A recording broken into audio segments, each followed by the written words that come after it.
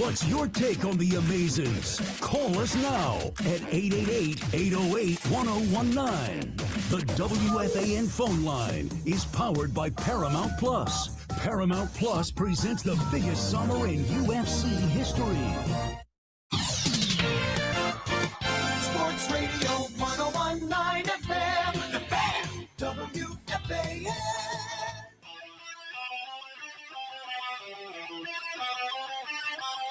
It's the Pete Hoffman Show on WFAN. Well, the new era of the Mets started with another L. Andy Green is 0-1. It didn't work, David Stearns. What the hell? Listen, I'm going to get to Carlos Mendoza a little bit later, but I think everyone here is missing the big picture right now with this New York Met team and what has happened so far and the need to move on from Carlos Mendoza and whatever. Like, it is what it is. They got rid of him. He had to go a long time ago. I disagreed with it. It's not Carlos Mendoza's fault. It's one person and one person only. It is David Stearns' fault that the Mets are a complete and utter disgrace. When the Mets won in 2024 and they moved on to the NLCS, and Steve Cohen sat there and said, this is the standard. This is what we want to have the New York Mets fan feel on a regular basis. This is where we have to be at every single year. The fact that we're sustained success, going to the playoffs every single year, that needs to be the MO. That's what we have to do. And that's going to be us every single year. That's basically what Steve Cohen said in that minute conference, after celebrating, moving on to the NLCS. As he said, this is what we want the New York Mets fan to feel on a regular basis. And since that moment, since losing in the NLCS, the team has basically gone downhill since last June. And this offseason, in an offseason where everybody screamed and said there was one thing the Mets need to do, it was focus on the starting pitching, because that was the problem. And David Stearns took the opportunity to basically turn this franchise upside down, because they missed the playoffs by a game in a season where he couldn't fix the team. He couldn't figure out who to trade for, how to fix the bullpen, how to fix the starting pitching. How about that? Didn't do it. Couldn't figure it out. Get a starting pitcher. Nope. Nolan McLean, he saved Nolan McLean for the 2026 season so that he could have an opportunity to win a Rookie of the Year. Remember that. Nolan McLean pitched 8 games last season and pitched great in 8 games, but could have been called up sooner. But David Stearns was focused on giving him an opportunity to win the Rookie of the Year. By the way, the benefit is, I think the Mets get like a pick or a prospect or something like that for winning a Rookie of the Year. There's some sort of fugazi thing that he was focused on. How about putting the best team on the freaking table? And David Stearns doesn't do that and hasn't done that and thinks that he knows more than anybody else in this world. But the problem is, what he did in smaller market teams, with smaller market teams, it doesn't work here. It doesn't. When your payroll on opening day is the highest payroll in the league, you can't go and be one of the worst teams in the league after 81 games. After halfway through the season, you can't have this. This is all David Stearns thinking he knows better than everybody else. And I love the question about regret. Did you hear the people chanting Pete Alonso? Do you regret any of these moves? And he said, hey, there's a lot of things that haven't worked out the way we wanted to. The record says what it is. We are who we are. We're not winning games. And things didn't work out. And we need to do our best to get it to work. Well, David Stearns, I'm sorry. You have completely failed, and you've set this organization back years. Don't let anybody sugarcoat it. Don't let anybody tell you that David Stearns is actually making this franchise better. It may just be this year, and next year he'll have another good shot at it, and he can fix this. I'm sorry. So far, in this short time, I have not seen him do anything well with this franchise. Oh, wait, hold on. I am so sorry. I made a mistake. He found a nice back of the rotation pitcher in Clay Holmes. He happens to be the ace of the staff because everybody else sucks. But Clay Holmes, he figured that one out. He's not a closer. He's a back of the end rotation guy. Good. Okay. Oh, sorry. And another one. He found a good backup catcher in Luis Stearns. Okay, that's two. Oh, and you know what? He found a decent utility guy in Jared Young. Jared Young's been playing great baseball. Got to give him that too. So in 3 years, 2.5 years, we found a back of the end rotation guy in Clay Holmes, a backup catcher in Luis Stearns, and a utility man in Jared Young. That's what we hold our head on with David Stearns? I'm sorry. You are failing this franchise. You were failing the fan base, and you failed what Steve Cohen asked and said. Steve Cohen said, this is the feeling back in 2024. This is how we want our fan base to feel all the time. We want them to feel excited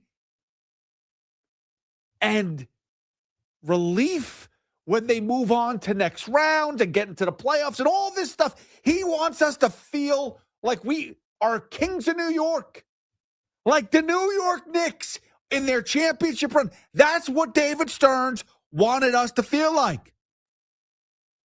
And instead, we've gone backwards. Why? Because David Stearns is too busy trying to figure out backup catchers, backup utility men, and back of the rotation starting pitchers. That's what he's doing. You have the world at your fingertips with Steve Cohen's money. He has never said no. He told you, go spend the most money on Juan Soto. And he gave him that opportunity. There's no, besides the Dodgers, besides the Yankees, besides maybe one other team, no other owner would say, yeah, just go stupid. Just get him. Nobody else is doing that. Hal Steinbrenner has his limitations on how much money he wanted to give Juan Soto. At the end of the day, there was a final offer, and the Mets went above and beyond. And David Stearns has failed that. David Stearns has taken that, has brought in one of the best players in baseball, and has completely ruined the franchise. Because he doesn't know how to, balance a team, I guess, or just go and stack a team. Like, realize you have a rare opportunity to go and get the best players. You don't have to worry about money. You don't have to worry about, oh, he's not good in 3 or 4 years from now. Go out and win a championship now. That's all you had to do.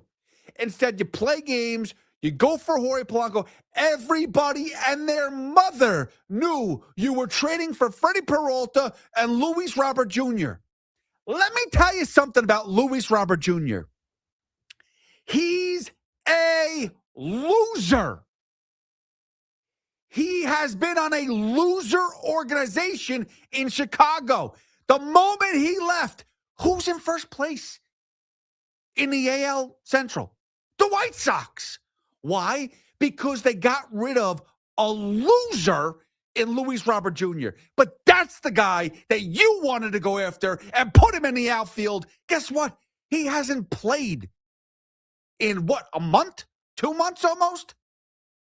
And when he was here, he wasn't all that good anyway. Oh, and Freddie Peralta. Oh, my God. 5 and fly. 6 and suck. Or the other day where he goes less than 3 innings and 10 runs. And he goes, I got time to improve. With no accountability whatsoever. Cut his ass. Get him out of here. Trade him. He should have been with David Peterson going to Chicago, to the Cubs. It is embarrassing, and I don't care. We'll sit there and talk about Mendoza's issues. We'll sit there and talk about whatever you want, Steve Cohen, whatever you want.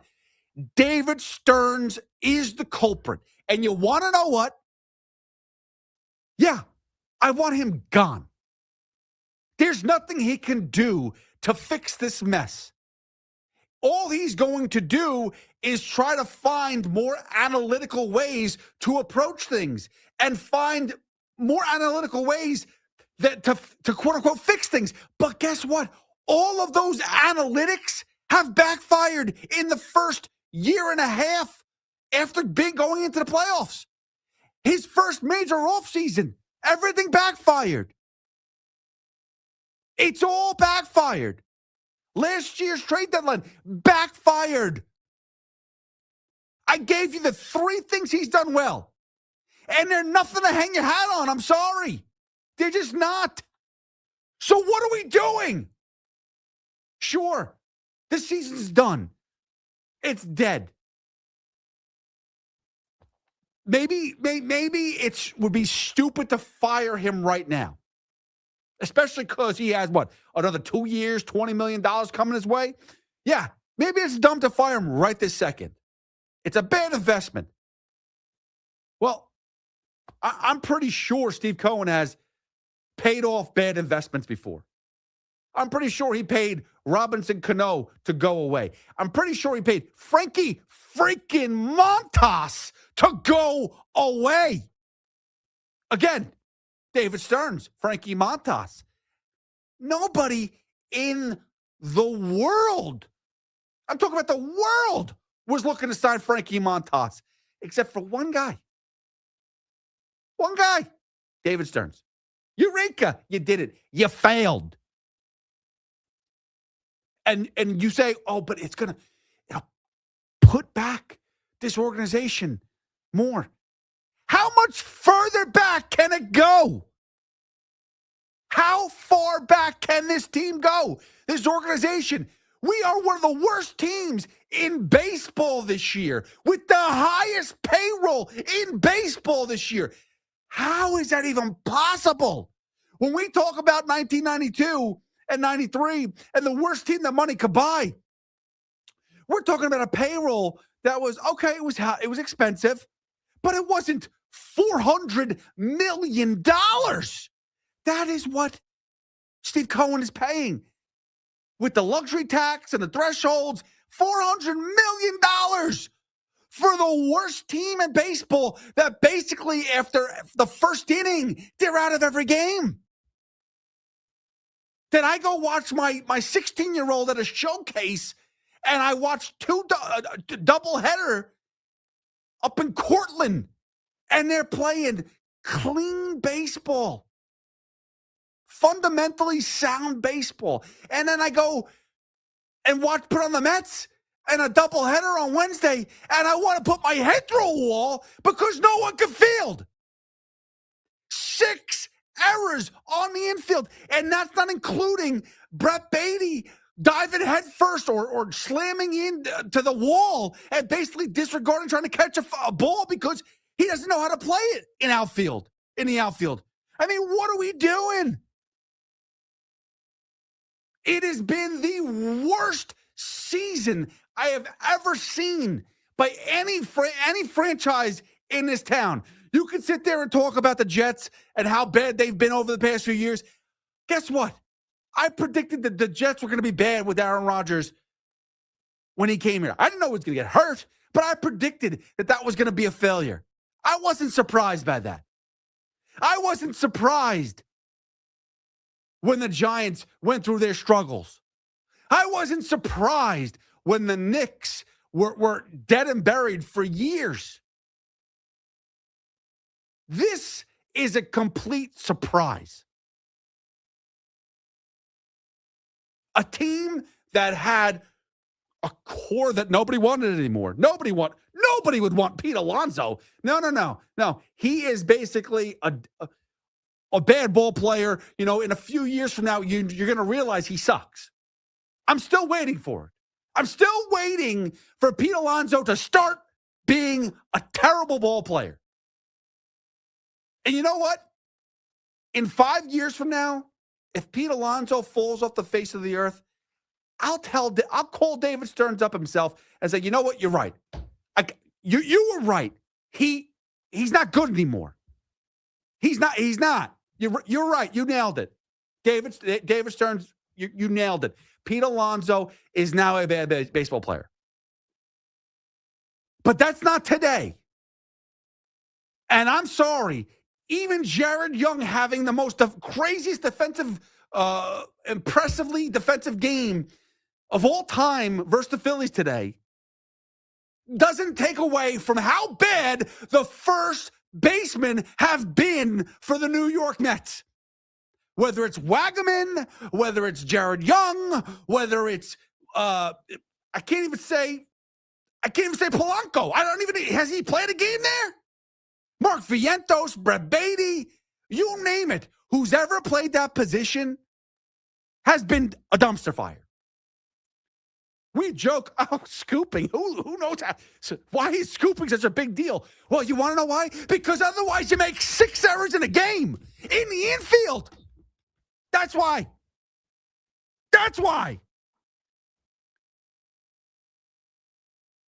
I am beyond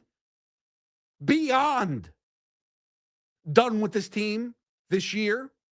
And I'm done with David Stearns. And I don't care. And if you want to say, well, who's going to come in and fix it? Guess what? Start the search now, Steve Cohen. Find somebody else that you think can fix this. Go and ask people that are in the business that know their ass from their elbow in baseball and find somebody else. Because guess what? David Stearns is not it. And I'm sorry. I ain't going through another 2 years of hell with David Stearns trying to, quote unquote, make this work. I'm going to try to make the farm system work. How about you win games at the major league level? And you had the opportunity to do both. Because again, Steve Cohen has stupid money. There's no salary cap. The CBA hasn't been agreed upon yet. There's no strike yet. There's no lockout yet. You could do whatever you want. Steve Cohen, please go and let me pay as much top dollar for the best pitchers, the best rotation, the best everything. Just give me the money. We'll fix it real quick, and then we'll work on building the farm system, but we could win at the same time. You had it all. You had it all. And instead, you threw it in the garbage, and now us Mets fans have to sit here and watch this crap.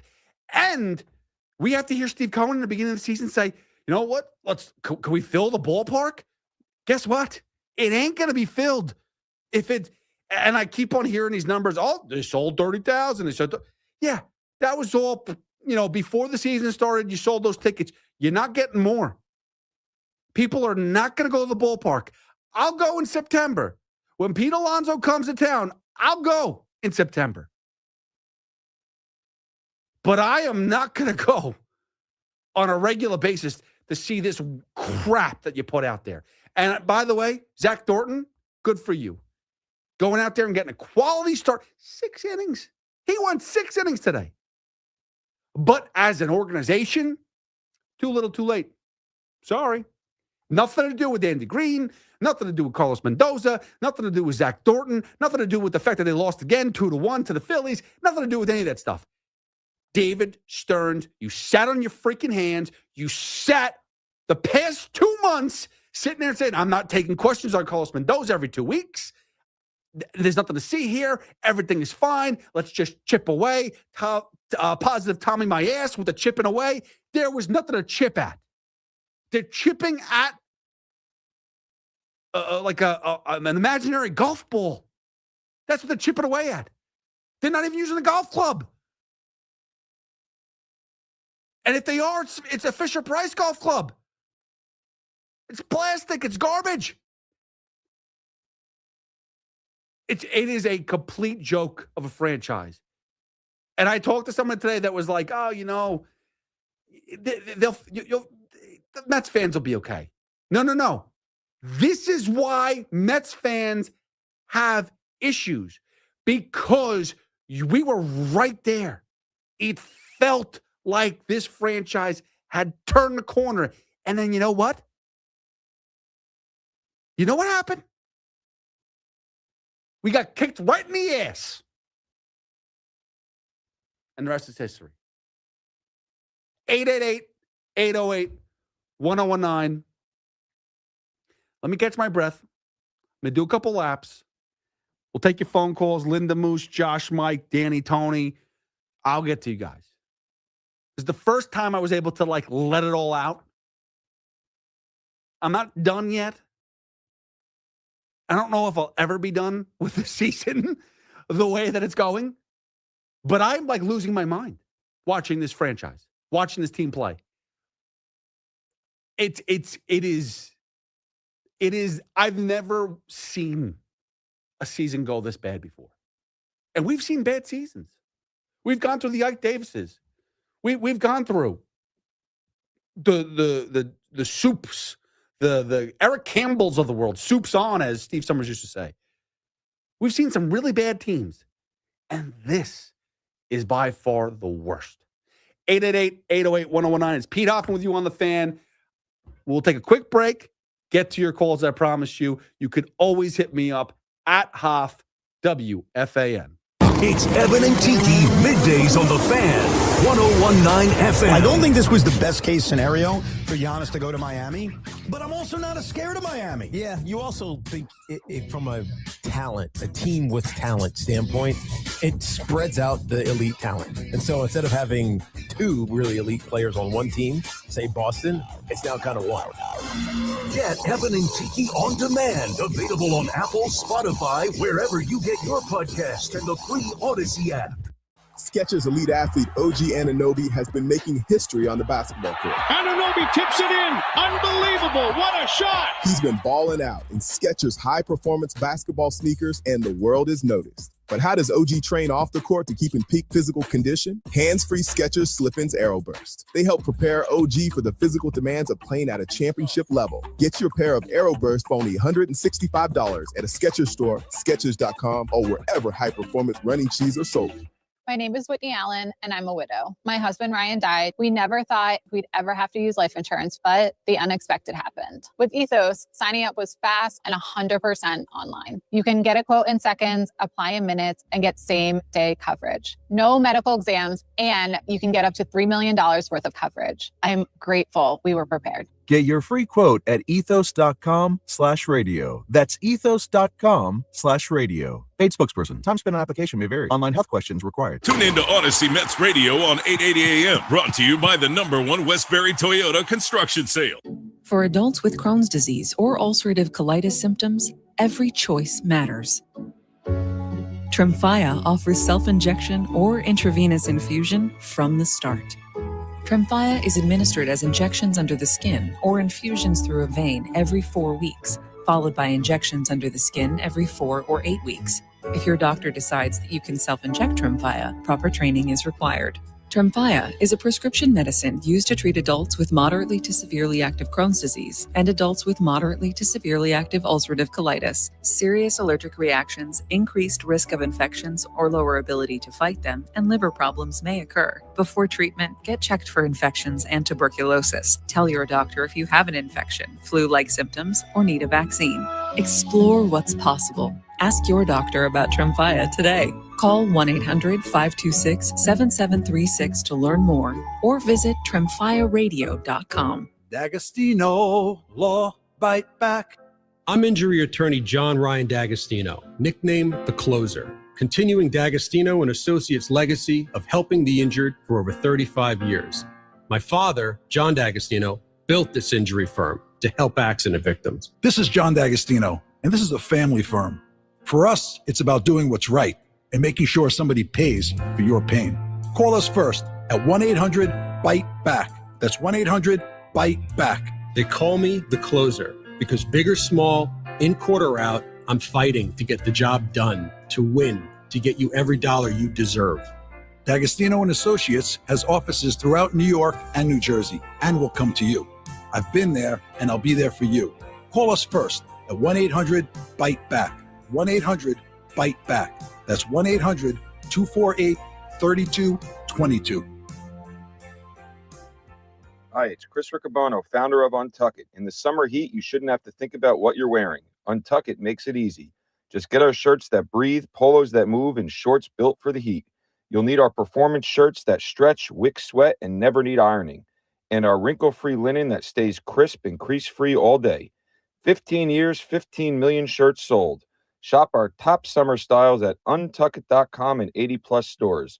Untuck It, shirts designed to be worn untucked. Make it a summer of live at PNC Bank Arts Center. Get 4 lawn tickets for just $99. And see June 27th, Santana with the Doobie Brothers. July 5th, The Guess Who with Don Felder. July 12th, Weird Al Yankovic with Puddle's Pity Party, and many more. Get your friends and grab tickets now at pncbankartcenter.com. What an atmosphere tonight. The stands are packed. Down here, 2 fans side by side, both holding a Heineken. Promising start. The chant begins. Listen to that. Perfect sync. Corner coming in. They lean forward together and goal! Arms up. They cheers. Wait. That's a hug. That's a hug. Let's check the replay. Yes, 2 strangers at kickoff. Friends by full time. Fans have more friends. Find yours in the stands. Must be 21 plus to purchase. Enjoy Heineken responsibly. Summer's a gift. The gift of days that last a little longer. A brighter state of mind. So gift yourself a new Kia at the Kia Summer Sticker Sales Event. With specially tagged vehicles including the Sorrento, Sportage, Carnival, as well as the Niro Hybrid. All backed by a 10-year, 100,000-mile limited powertrain warranty. So the gift of summer can keep on giving for summers to come. Kia, movement that inspires. Call 800-333-4KIA for details. Always drive safely. Event ends 7/6/26. See dealer for warranty details. And the match is about to begin. Most of the team is out with COVID-19, so there'll be some substitutes tonight. What's this? We have an unexpected guest on the field. It's a dog. Well, they could do with extra players. She's going for the ball. Our front paws, hands or feet? Soccer season is full of surprises, and COVID-19 could be one of them. If you test positive, prescription medications may help. Ask your doctor if they're right for you. Learn more at PfizerForAll.com. Sponsored by Pfizer. Talk sports with Evan and Tiki. Middays 10 to 2. WFAN. WFAN FM. WFAN FM HD1 New York. An Odyssey sports station.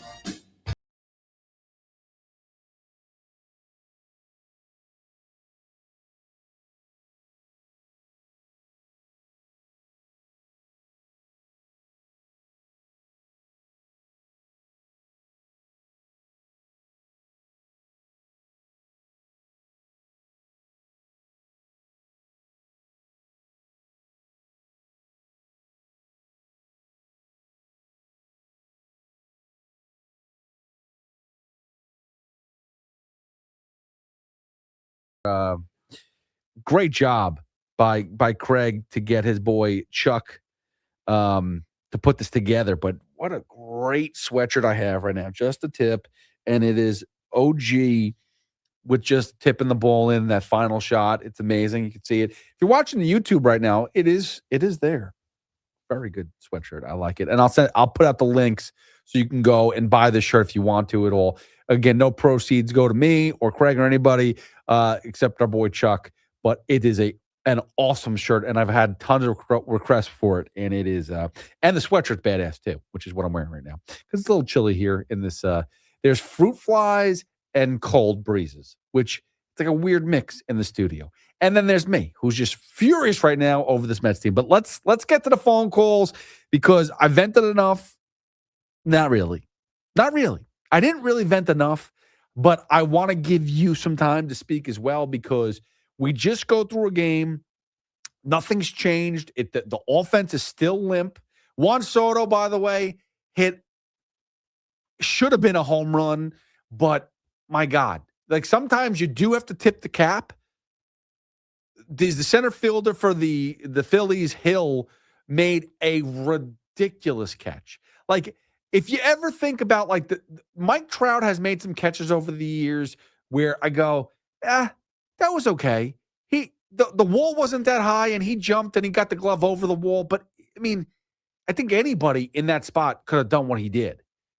This defensive catch was a complete rob. This is the Andy Chavez type of catch in the NLCS of 2006 against the Cardinals, where just full extension, hand over the wall, gets back there in time and catch the ball. And what an amazing rob of a home run to rob Juan Soto. It was a solo shot. Would have tied the game or put the Mets up ahead or whatever it was. Whatever the point was, it wouldn't have been a winning home run, but it would have been nice. Would have been nice. Maybe the game would still be going on. Who knows? But it wasn't. And that's just the Mets today. They don't do enough. Zach Thornton with a great game, 6 innings pitched. The bullpen did pretty much their job. They only allowed 2 runs today, which is like amazing. Usually they give up 2 runs in the first inning. They only gave up 2 runs the whole game and still can't win because their offense is nowhere to be found. That is a microcosm of this entire season. They just stink. Period. End of story. 888-808-1019. Let's get to the phone calls. We'll lead it off with Linda in Forest Hills. Linda, what's going on? Good evening, Pete. How are you doing? It's been a long time. Yeah, and it's pretty miserable. Pretty miserable. Yes. Please indulge me, if you will, because I have a lot to say. Sure. You kind of did a good job. You kind of stole my thunder, but it's okay. Okay. Okay. Listen. I'm going to give you all the time you need. Go for it. Have at it. Okay. Think back. Let's go back to 2024. Think back. The high morale of this Mets fan base after 2024. Sure, being eliminated in 6 games by the Dodgers, right? Now, we can all agree that the Mets that year played over their heads.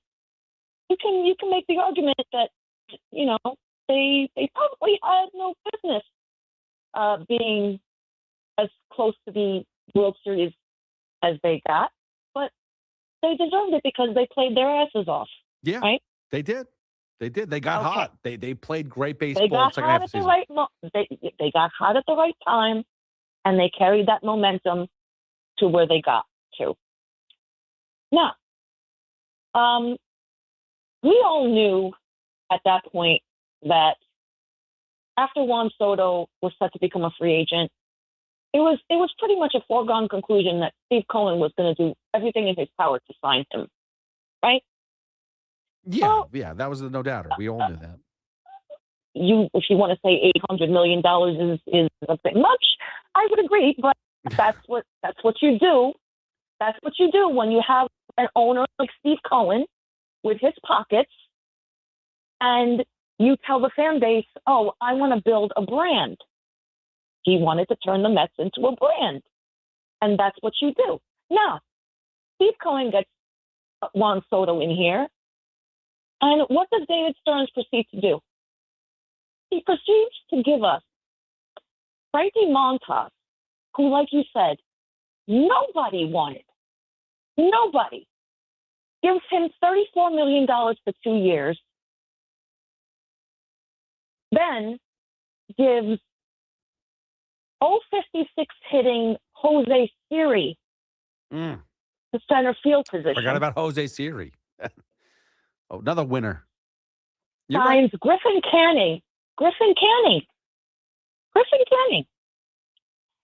And then has to, sells us on a DH platoon of a hurt Jesse Winker and an aging Starling Marte. Mm-hmm. In the same offseason that Steve Cohen gives you Juan Soto. In the same offseason that Garrett Crochet was available via trade. Couldn't get that done. Fine. They proceed to have the season they have. Okay, and here we come to this offseason. Now, you and I have talked about my issues with Pete Alonso as a player. You know that, his home runs were great, but I had issues with his overall game. That being said. So, by the way, Linda, so does everybody else, but okay, I understand. Continue. Now, listen. So, I had issues with Pete as a player, so I wasn't averse to him being let go, provided that David Stearns went out and found me at least a comparable first baseman. Maybe not 40 home runs, maybe 28 to 32, maybe 85 to 90 RBI, just a little bit better defensively. Okay, that would have been okay with me. What does he do? He gives $40 million to an oft-injured Jorge Polanco, who's at best a DH, has only one game of experience at first base, and puts him there. Yeah. He takes the log jam that is at third base, switches it over to first base. Okay? Gets Luis Robert Jr., another hurt dead weight guy. Yeah. He's essentially, David Stearns has added more dead weight on top of the dead weight that is Brett Beatty, Mark Vientos, etc. Okay? This is it's mind-boggling to me. It's mind-boggling to me. Linda, this is what he does, though, and this is, and I appreciate the phone call, Linda, and I will let you go on forever, but I do want to get to other people because this is like a vent session right now because we're gonna do the next 3 months, July, August, September are gonna be vent. What else are we doing? This is just going to be venting because they've been out of the playoffs. Think about this. The Mets have been out of the playoffs since the end of April. They have been a dead season since the end of April. You want to sit there and say, oh, well, May, they played a little bit. June wasn't so bad. No, they've been dead since April. They haven't come back. But to your point, if you don't want Pete Alonso, you got to bring in something better than a pea shooter, right? The old classic line from Mike Francesa, bring more than a pea shooter. But that's what he did. That's what David Stearns did. He brought in a couple of, he basically put in some Scotch tape, some gum, kind of fix the patching a little bit, but that's not solving the problem. And now, was there an option to solve the problem this offseason? I don't know if you even knew what the problem was. I don't even know if you knew how to fix it. David Stearns created more problems. And the best quote, a tweet that I saw, and I forget who it was, so I apologize, but they nailed it. I think it was Nikki the Good on X. Give him a shout out. And if it wasn't him, still give him a shout out anyway. I think it was like David Stearns treated Pete Alonso like he was Rowdy Tellez, like he was Daniel Vogelback, a guy that we all know is like not great, but could be good, quote unquote. Look at his numbers, gets on base, blah, blah, blah, whatever the case is. Pete Alonso was treated like he was a $2 million a year player playing first base, demanding a salary of like, $50 million. No. Yeah, he was demanding a lot of money, but he's also one of the best hitters in baseball. And guess what? At the end of the day, the guy's going to go to the Hall of Fame. The guy's going to be he's going to have 500 home runs in his career. And we're sitting here arguing if he's good enough at the age of 31. He's 31. Arguing if he'd be a good piece to this team right now. That's what we're trying to figure out. When you have Moneybag Steve Cohen, it shouldn't matter. It shouldn't matter. And if you don't bring him back, then who's your guy? It's the same thing that everyone keeps on saying about firing Carlos Mendoza or firing David Stearns. If you're going to fire Carlos Mendoza, who you bringing in? If you're going to fire David Stearns, who are you going to bring in? If you're not going to bring back a guy that can hit 40 home runs, drive in 120 RBIs, whether his batting average is 230 or 270. By the way, he led the team in batting average last year and OPS last year. Hello? If you're going to get rid of that guy, who are you replacing him with? And his response was Jorge freaking Polanco. That is a joke. That is a joke. And that's why the Mets were dead in April. And that's why this team, when everyone like, oh, well, look at the 2024 team. Look how they chipped away. Look how they fought back. Well, let me just remind you that the Mets in 2024 started out 0-5. They actually went on a run to be above 500. Then they went on their awful losing streak. But after their awful losing streak, they were still at times like above 500, or not above 500, close to 500. They played some. They showed signs of really good baseball, and then they went on the bad losing streak, and they were 11 games under 500, and it was a bad spot for them. This Mets organization, this Mets team has never shown you a sign of anything this year that they could sustain any level of success. And don't blame it on Soto not being there or Lindor being hurt. Don't blame any of that.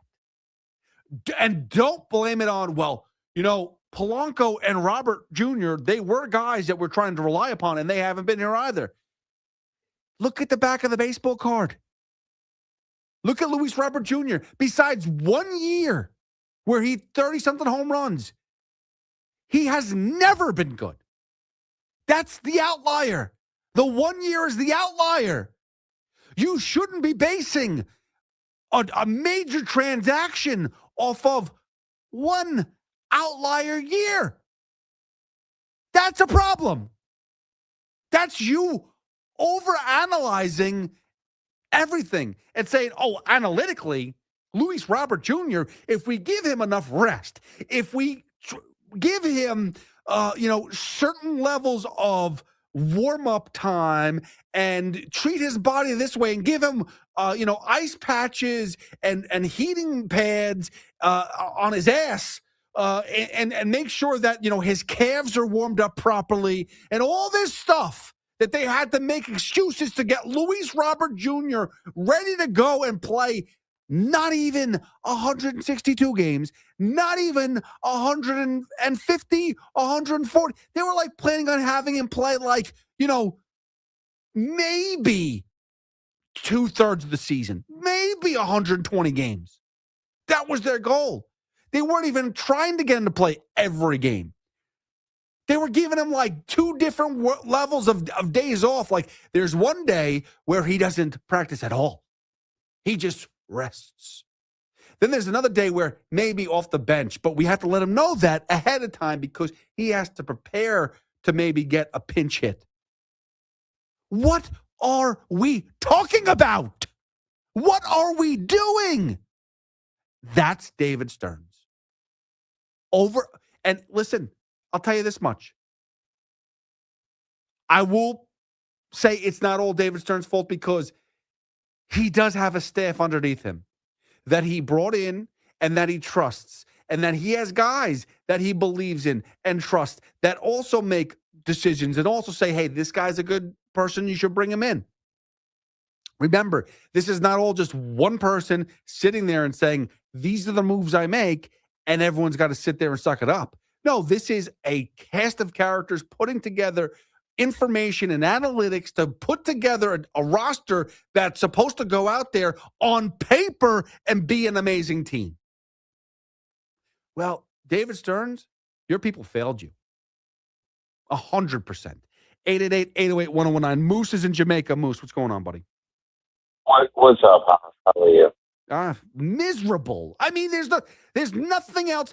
If you want to ask me how I'm doing in life, life is great. About the Mets, I am completely and utterly pissed, miserable, and I am done right now with the season. I'm going to try to approach this logically because he's supposed to be this analytical, mathematical brain. So I'm going to use inductive and deductive reasoning. Good luck. First things first, and it's a mess. If you're going to replace, he grew up a Mets fan in the 2000s. You remember the Carlos Delgados, the Carlos Beltrans, the Jose Reyeses, all the superstars the Mets had in the David Wrights that were trying to compete with the crosstown rivals who had more money and more fans. So you're going to let a homegrown all-star, brand name, Pete Alonso, future Hall of Famer, from birth in the league with the Mets till retirement, who rejected the deal. I get it, 7 years, 210, but he wanted over $300 million for 7 years. But if you think about the money you paid him from the time he rejected that initial contract, and you add it to what the Baltimore Orioles gave him, it's basically the same thing. So once again, how genius are you, David Stearns? Also, with an upcoming lockout coming, you can't be half pregnant where you're going to spend and get rid of the old guard that didn't get the job done in 24 and failed in 25, but not get Kyle Tucker, not spend extra for Diaz, not also both, get brand name pitchers and ship out the reboots that you're trying to rejuvenate their careers. It's such a pickle where I feel from a neutral perspective, you're almost better off shipping off any viable pieces now. And maybe once the dust settles from the collective bargaining agreement, possibly manufacturing a payroll, competitive, sustainable team like you're trying to build, like you have with the Brewers, but with because you tell me, you watch more Mets games than I do because I'm a Yankees fan. My mom's a Mets fan and complains about the team from time to time. And I'm sorry she for your does mom, watch. Moose. I apologize to the mom. Yeah. Exactly. So you would, like, when you see the little cutaways or the interactions on TV between Soto and Lindor, do they seem like, can they stand each other, or Moose? Moose, this has nothing, and I appreciate the phone call. This has nothing to do with Lindor and Juan Soto and their relationship. This is so much deeper. Like, I don't care about. I'm sorry, when Bo Bichette is playing third base and he can't field the baseball cleanly and makes an error, I don't think he's caring or thinking about Juan Soto and Francisco Lindor. Did they go out to eat last night together? Did they have dinner together? I think Soto was at one side of the table and Lindor was at the other. I don't think Bo Bichette cares about that. I don't think that Mark Vientos, as he's missing balls and not being scooping them up at first base, is going, damn. You know what? I think Juan Soto is not a fan of the music Francisco Lindor was playing in the clubhouse. That's why we have a problem here. I don't think, I got to be honest, that anybody in that clubhouse cares about the relationship of Francisco Lindor and Juan Soto. Guess what? They can hate each other and not talk to each other, and that wouldn't make a difference if this team was good or not. I truly believe that this is because they play people out of position. Like, think about that. Mark Vientos is not a real first baseman. He's not a real third baseman, but he's definitely not a first baseman either. Bo Bichette doesn't play third base, but he does now. He does now. Like, what are we doing? And we're going, Juan Soto and Francisco Lindor, they don't get along? Do you think as Kodai Senga is getting beat up and giving up home runs to Dansby Swanson, if he goes, you know what? On that last pitch, I was distracted because I was concentrating on whether or not Francisco Lindor and Juan Soto, if they shook hands as they were walking past each other, if they gave each other a little fist bump beforehand, and I didn't notice that they did, and that's ruining the way I'm throwing the ball. They suck. That's all it is. Kodai Senga is not a good pitcher anymore. Sean Manaea is not a good pitcher. He lost it. He found that one season where he mimicked Chris Sale, and he nailed it. And you could say, well, maybe that was Jeremy Hefner that kind of really helped him figure out how to fine-tune it. But he lost it. Kodai Senga has lost it. David Peterson lost it, and we said, see you later. We're done. And by the way, what is funny to me, and you know what? This might be the reason why Carlos Mendoza got fired. Because for the first time, not saying he didn't throw people under the bus before or whatever, but like Carlos Mendoza said, basically, there was no more room for David Peterson. So we had to get rid of him. There was no more room in the bullpen. Who's in the bullpen? Kodai freaking Senga, who shouldn't be on the team.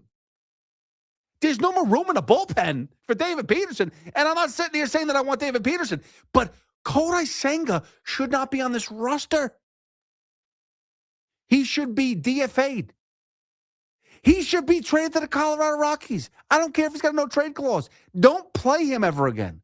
And say, listen, if you want to play ball, we're going to trade you somewhere else, but you're not going to play here because you're just not good enough anymore. And we have to try other things. And you might say, what are those other things? Jonah Tong, he sucks right now. Give him a shot. I'd much rather see a young Jonah Tong try to figure it out, and maybe somebody up here can figure out how and why he's pitching so poorly. But Kodai Senga is not getting it right. So stop feeding us this crap. Mike is in Brooklyn. What's going on, Mike? Welcome to the Fan. Again, you can always hit me up at Hoff WFAN, 888-808-1019 is the call-in number, and you're listening to the WFAN. Mike, how you doing, buddy? Petey boy. What's going on? I'm terrible. Terrible. Listen, I told Nick I'm sending the defibrillator and the oxygen tank over just in case. I appreciate that. Yeah, it sounds like you're gonna have like a heart attack or something over there. So, listen. Real quick, yeah. Mike, and I appreciate that. It feels like I'm getting punked right now. It feels like Mr. Met is as I'm yelling and screaming that Mr. Met is behind me dancing and doing a stupid like he did with Steve Gelbs. As Steve Gelbs is trying to put together like a nice thing to say about Carlos Mendoza and what led to this decision. And the freaking Mr. Met is behind him on SNY dancing like a freaking clown. Do we need that? Do we need any more embarrassment? That's how I feel right now. I feel like Nick Theodoro is behind me dancing like a clown. Nick is a good guy. He wouldn't do that. But listen, he would though. I'll give you a couple. Definitely. He might. I might do it with him. But but listen. So I have a couple of rapid fire points. So first of all, do you know how many games? Because I know you brought Tommy up. Tommy's like, oh, all I have to do is win 8 games and I'll get back into it. You know the longest winning streak that the Mets have this year? The longest winning streak. I think they have a 4-game winning streak, 4 or 5. I think two 4 games. Okay. And 3 games and 3 games. And by the way, this is now their second longest losing streak. They're obviously their 12-game losing streak, and now they have 7-game losing streak. So they're on at least 2 long losing streaks compared to their winning streaks, which is ridiculous. Exactly. So I called Al probably about a month ago. I said, Al, by July 4th weekend, because I looked at the schedule, you guys joke with me, but I look at Tankathon and all these other things. I look at the stats and said, still, for the rest of the season, we still have the second hardest schedule for the rest of the season. I said, but Al, for July, dude, we're going to be 10 games out. How many games out are we right now out of the wild card? We're 10 games. Oh, 10 games? Oh, 10. We're 14 games under 500 now. Yeah, but 10 games out of the wild card. I say the stats. We're closer to being last place yes. to the Rockies than we are to jumping over the Reds to be like 6 teams behind getting into the wild card. We may have the number 1 pick overall at the end of this. Yeah, and you know what? I'll be nice and say 87 games to get in the wild card. We have to go 53-27. 14 games under 500. How is this guy ever going to? This will never happen. So all these people that say we're going to make the playoffs, they are delusional. And then let's chip get away, into. Mikey. I don't care. Chip away. Yeah, chip away my earth. But listen, first of all these people that say Soto this, Soto that. This is going to be the worst. And I've told you this from last year. This is going to be the worst contract ever. He's hit 1 game-winning home run from the 7th inning on in a year and a half. This is not like child numbers. This is a year and a half of baseball, right? He is never going to win an MVP. Today's home run, he got robbed. I mean, he had a shot. It was a clear home run. He got robbed by Hill. But it is what it is. What happened in the 9th inning? Did you see him in the 9th inning? Oh, yeah, what did he do in the 9th inning? He grounds out every time in the 9th inning. This is what he does. Yes, I know. This is what he does. He's a complete compiler. If he makes the Hall of Fame, it's going to be because he's a compiler. Because he walks in the 9th inning. This is what he does. He's not. Every team he's been on. Mike, yeah. I got to stop you right here. And I love I love you. Yeah. This is not. I love you too. This is not Juan Soto's fault. No, this has nothing to do with Juan Soto. This has nothing to do with Juan Soto. No, but it is to a certain extent. It's meaning not, that. No, and I'll tell you why. This is why it's not Juan Soto's fault. And I'm being transparent for anybody that wants to put it on one player. It's not on one player. No, it's not one player. It's not one. It's because you went out and got the best player in the game or in the free agency, and you chose. They actively chose to go half-assed at other positions. I agree. He actively listen, Pete Alonso was not supposed to be on the 2025 team, but Steve Cohen went above and beyond to say, dude, please come back, and begged can't come back. No, you're right. He didn't do it again. He didn't do it again last year. He didn't do it again for this offseason. Wouldn't do it. They actively said, we have it's almost like when the Wilpon said you can't have more than one person on the payroll that's making over $30 million. That's BS. No, you're when you have right. Have a payroll of almost of up to $400 million with the luxury taxes and everything, you have to have people that are good. And Agreed. Make that type of money, and you can't stop short because you say, "Oh, well, you know what? I'll pay somebody 25. I'll pay Luis Robert Jr. $22 million. I can swallow that pill, but I can't go and pay Kyle Tucker more. And I'm not even telling you that Kyle Tucker was the guy. I don't think David Stearns knew what he was doing this past offseason. I truly don't think he had a plan. I know that sounds ridiculous, but that's the end. That's the end result for me, is that End of the day, he wound up with Bo Bichette because he had no idea what he was doing. All he knew was he needed to get rid of Brandon Nimmo. Check. I needed to get rid of Jeff McNeil. Check. I needed to get rid of Pete Alonso. Check. That's all he was doing. Those were the boxes he was checking. You went straight to the point. I was going around it, and I was basically saying it's not technically Soto and him not performing in the situations. It's that they paid him that much money, which hampered them to get other guys. Everybody says, yeah, Cohen, because he's not going to spend over. But Mike, no, that's stupid though, and I disagree. And I thank you so much for a phone call, and I appreciate it. I got to take a break, and I got to get to other people, and I'm trying to give everyone their time. But that's not the case. Steve Cohen has never said, I'm not going to spend the money. Now, don't get me wrong. David Stearns was brought in to not spend stupidly. Like, that's part of what David Stearns was brought in for. It's, hey, listen, I don't know baseball the way you do. Excuse me. I don't know baseball the way you do. But I trust that you know baseball better than anybody else. And I don't like to spend money stupidly.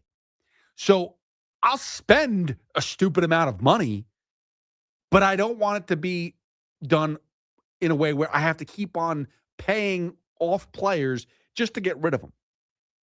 Robinson Cano, Frankie Montas.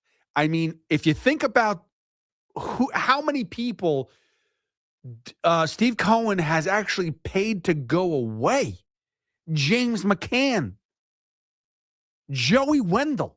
I know some of these names aren't that big, but if you put it all together, he has spent a ton of money on players to leave the organization.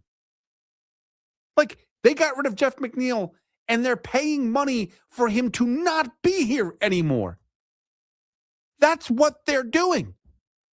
That's what Steve Cohen is doing. So he actually was like, David, please, I'll do what I got to do. I'll spend the money. But please, again, I'll spend a stupid amount of money, but I don't want to spend it stupidly. But that's what's going on now. He spent a stupid amount of money, and it's not being spent wisely. And that's the problem. You spent a lot of money on Juan Soto, and nobody is going to sit there and say that was a bad move. I can't believe you brought in one of the best players in baseball. Now, does anybody deserve that money? Does Shohei Ohtani deserve the money? Does anybody deserve $700 million, $800 million for playing sports? No. Make it simple, no. But whatever. That's what it is these days. That's the market. That's what it is. Okay, so be it. But you got the best player in baseball.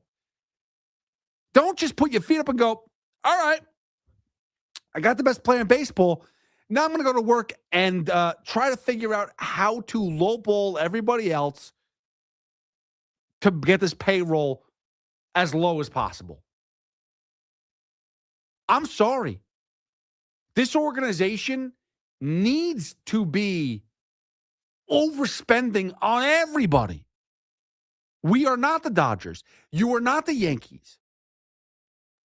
If it's about winning a championship and being a contender and sustaining success, then you've got to overspend everywhere on the best players, not on crap. And that is what they've done. 888-808-1019. We'll get back to your phone calls. Tony, Eric, Tommy, Jay, get to you guys. I know you guys wanted to talk about the Mets. It's all good. We'll talk about some other stuff too. Like the fact that the Yankees lost. Sorry. I apologize. Nick is over there right now crying in his milk. I'm good. Oh, okay. He's good, I guess. And the Rangers made it a couple. It's only two losses in a row. You've done but to the Red Sox, who, you know what? They suck too. They're just as bad as the Mets. But actually, they're better. You want to know why? Because they beat the first place Yankees. How about that? And it's just me. The Yankees didn't really need to win, so we're good. You know what, Nick? I don't need this. Not from you. Not right now. I'm just. Don't you have like a read to do or something? I do. It's the Fan Focus. And this Fan Focus is presented by Chef IQ. Watch the game, not the grill. Get your gear at chefiq.com. The Rangers, by the way, had a draft. A couple quick pointers, quick bullet points. Let's put it that way. The Yankees lost. Nobody cares. Nick Theodore don't care. So if Nick doesn't care, you don't care. Jose Alvarado is back with the Knicks. That is a big move. That's a big boy move. He declined his option, but he did a team-friendly deal. He's there for 3 more years with the Knicks. He's home. Now, the only problem is Mitchell Robinson going to be here? That is the big question. It sounds like that's going to be tough to do. James Dolan was here with Carton, with McMonagle, and said, I'm not going past that second. I'm not going to the next apron. I ain't doing it. And if that's the case, it's going to be tough to sign Mitchell Robinson. But as Carton was saying, maybe Cat opts out of his contract and refigures that deal to make it more team-friendly so you can bring back a Mitchell Robinson. But we'll find out about that. And then the Rangers, they got the top goal scorer from the Western Conference champions, the Golden Knights, in this year's, the NHL draft was today, and they went and got I'm going to screw up his name. I'm not even going to try it. But either way, he had 37 goals with the Golden Knights, and the Rangers traded for him. But here's the thing, and this is not me trying to be a pessimist. But I'm going to be. Pavel Dorofeyev is who they got from the Golden Knights for a 26th overall draft pick this year, the 92nd overall draft pick this year, and then a conditional pick in 2028. So whatever about the picks, who cares? They got a goal scorer, but he's not a playmaker. And that's what the Rangers keep on doing. They need someone that's a little bit more versatile. Like Macklin Celebrini, kid's a 19-year-old stud.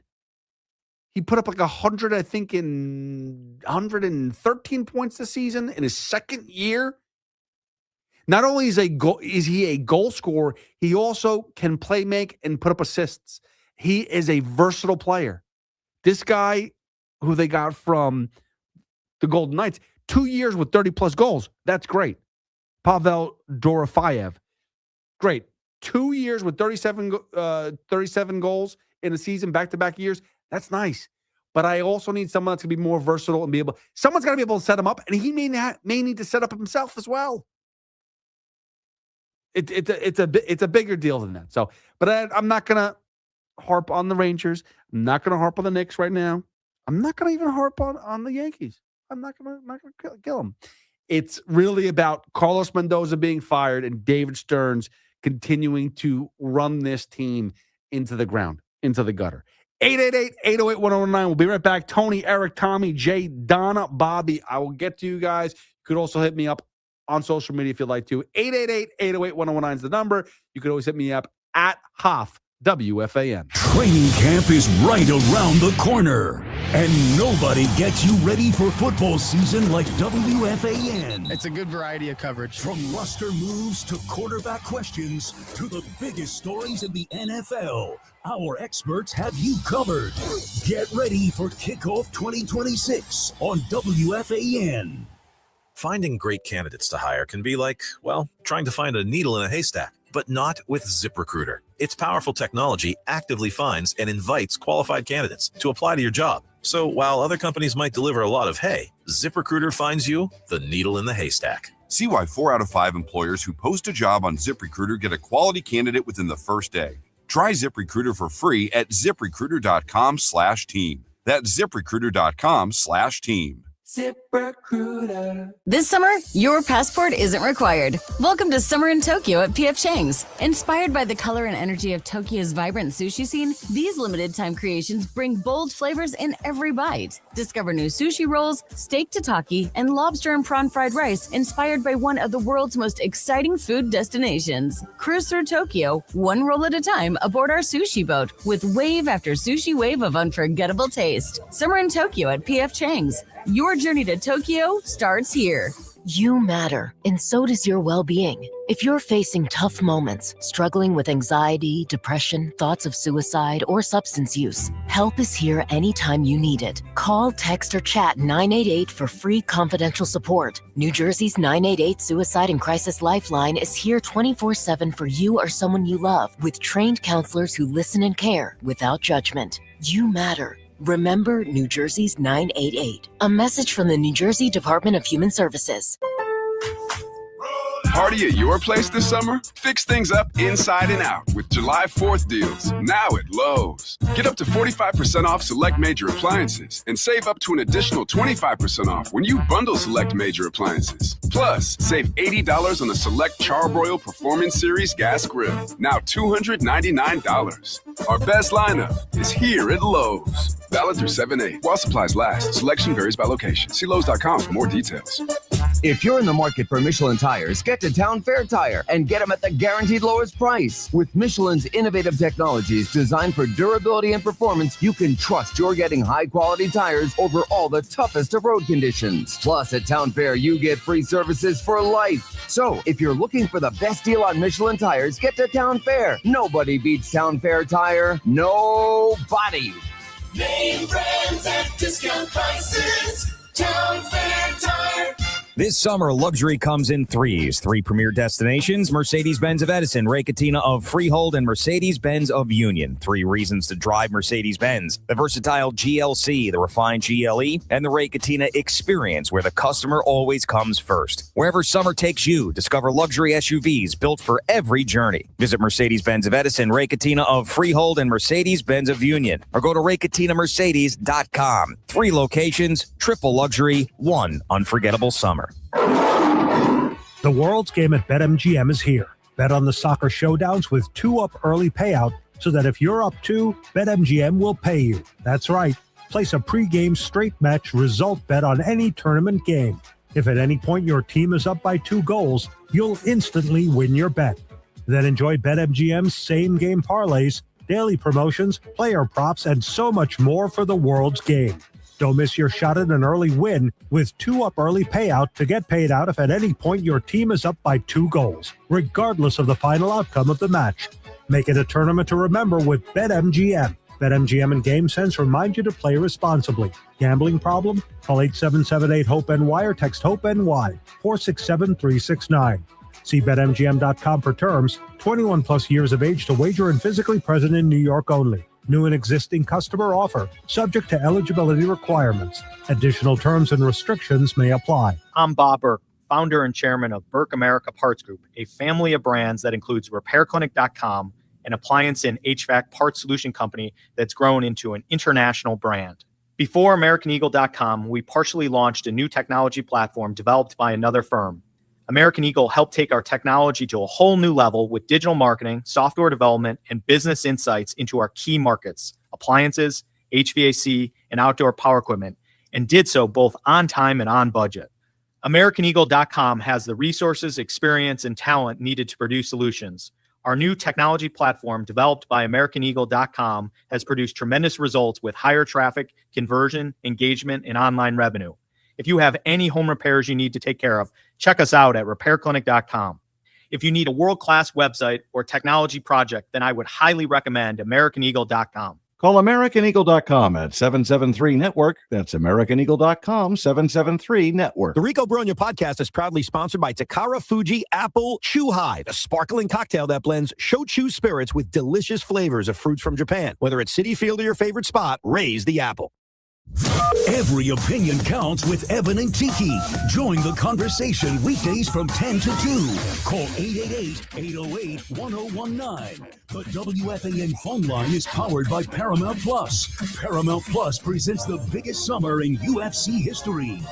888-808-1019. Thank you, Nick. I don't even know what this is about, but you asked for it. I didn't really.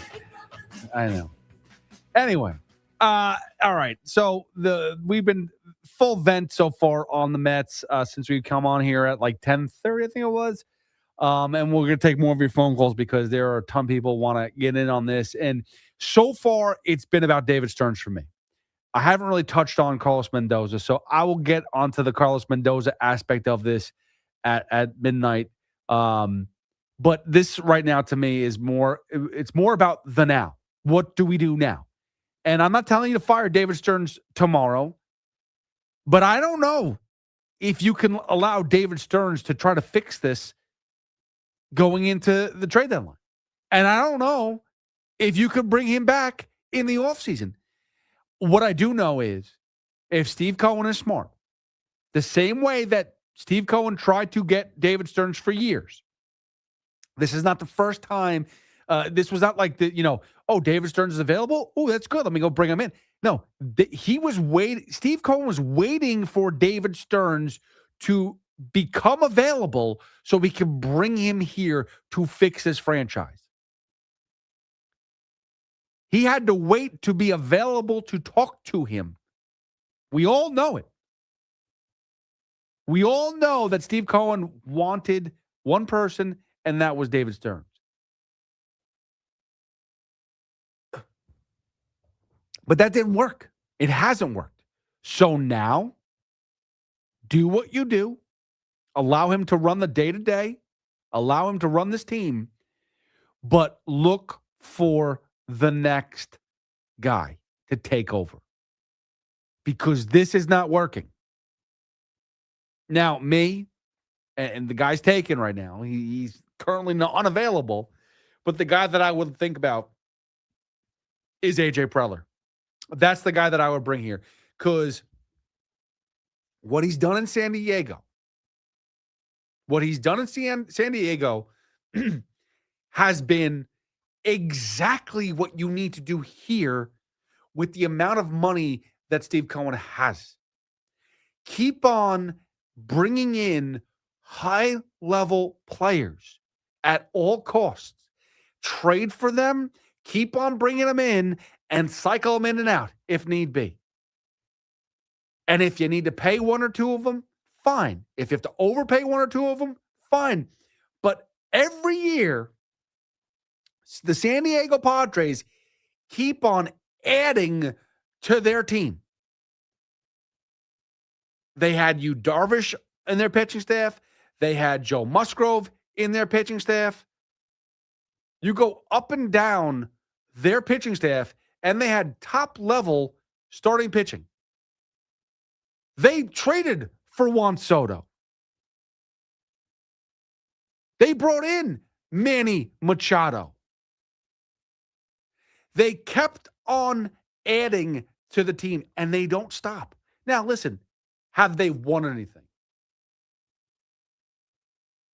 No. I'm not going to lie and say that they won something. The only thing I remember them winning is in 2022, beating the Mets in the wild card. But what I do know is in a division the Dodgers dominate every single season, the Padres find a way to make the playoffs a lot. They tend to be competitive a lot. And that is the most important thing, is to be competitive and find a way to get into the playoffs. And listen, if you get into playoffs, you have an opportunity to win. And that should be the goal. A.J. Preller has done it now with, I'm pretty sure the previous owner an and there was issues, and they were selling the team. And Preller still's finding a way to even with an owner that was trying to sell the team, still finds a way to make all these moves and make things happen. They brought in Michael King. Like, think about that. They traded for Soto, and then they traded away Soto, and they got back a ton of pieces. He continues to be smart. Think about what the Red Sox did with Mookie Betts. They traded Mookie Betts, and they got absolutely nothing in return. Nothing. Nothing of significance. Nothing to show for Mookie Betts. What they got was Chaim Bloom got fired. That's what they got. So I want the guy that's going to take risks, bring in top-level talent, but know when to trade and know when to make other big moves. And I trust that A.J. Preller is a guy that can do that. Now, he's not available. That sucks. But that's the type of guy that I want them to look for. I think he'd be brilliant here. You know one other guy that would be brilliant here too? It's never going to happen. But for all of you New York Yankee fans that hate on Brian Cashman, I would love for Hal Steinbrenner, for whatever reason, to fire Brian Cashman tomorrow. And I would say, Steve, you found your guy. Bring in Brian Cashman. You will be an elite team for a long time. Go do it. But that's not happening anytime soon because Steinbrenner loves, and rightfully so, loves Brian Cashman. 888-808-1019. Again, you can always hit me up at Hoff WFAN. Tony is in Middletown. What's up, Tony? What's up, Harvey? You working 24 hours? That's what I do. That is what I do. Oh, okay. I don't sleep, man. Hey, that's what's up. Yeah. I was gonna go with one angle, but just I'm not any kind of like positive Tommy situation. I'm just an independent observer. So on this issue, okay, you know how the Knicks were down 29 in the fourth quarter, right? And they came back, right? Sure. So why can't the Mets make a comeback in the second half of the season? Where do I start, Tony? Where do I start? Well, they don't have any starting pitching. That's the first thing. You got to make moves. There's a trade deadline. There's all that coming around. But Tony, here's the question, and I appreciate the phone call, and I appreciate the thought. And this is the reason why they're not coming back. It took them. Think about this. Last year in 2024, I was very impressed how quick David Stearns made moves. Joey Wendell didn't work. See you later. Zach Short didn't work. See you later. By the way, guess who came back to this team for like a cup of coffee? Zach Short. That's what we're dealing with. A guy that we knew 2 years ago didn't work here. Wasn't good. And now you bring him back again? Come on. What are we doing? But 2 years ago, in 2024, actively moving. The only thing that's actively moving here is the bullpen, and it's not because, okay, we could find somebody better you don't have enough arms to use because your starting pitchers don't give you length. And the bullpen gets worn out. So you have to go and DFA and waive guys and go and opt guys. It's this stupid cycle. You would think that while they're doing this analytical crap, that you'd sit there and someone will raise their hand and say, hey, listen, David, I love you. This is great information that you're bringing to the table. But how about this? If we only have 13 arms in total and quote unquote 5 starters, right? 5 guys to start games that could, whatever, give you length. So you have 8 guys in the bullpen, and there's like 3 or 4 that you really only want to use in high leverage situations. Devin Williams, Luke Weaver, whether it's Brooks Raley, AJ Minter. You really only have 4 other guys to kind of really go to on a regular basis. Well, if your starting pitcher only goes 3 innings, those 4 guys are going to get wasted way too often, and you're not going to be able to use them. And then you're going to have to go to your high leverage guys, which you don't want to do, and they're going to be used too often, so that when you really need to use them, they're not available or they've been used up and they're not as effective. So then we just keep on DFAing and bringing in other guys from the minors or off the waivers. Like, it's a stupid cycle that he does. Now, I'm not saying that Stearns is the only one that does that, but I think he uses it to hit more often than anybody else. Do we have to break here, Nick? Yes, we do.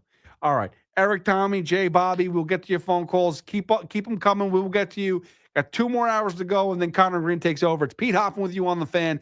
888-808-1019. I will get to my thoughts finally on Carlos Mendoza coming up next. And listen, it's not one man's fault. That's all I will say. But we will get into Carlos Mendoza. 888-808-1019. It's Pete Hoffman with you on the fan. Till 2 when Connor Green takes over. Hit me up at Hoff, WFAN. Finding great candidates to hire can be like, well, trying to find a needle in a haystack, but not with ZipRecruiter. Its powerful technology actively finds and invites qualified candidates to apply to your job. So while other companies might deliver a lot of hay, ZipRecruiter finds you the needle in the haystack. See why 4 out of 5 employers who post a job on ZipRecruiter get a quality candidate within the first day.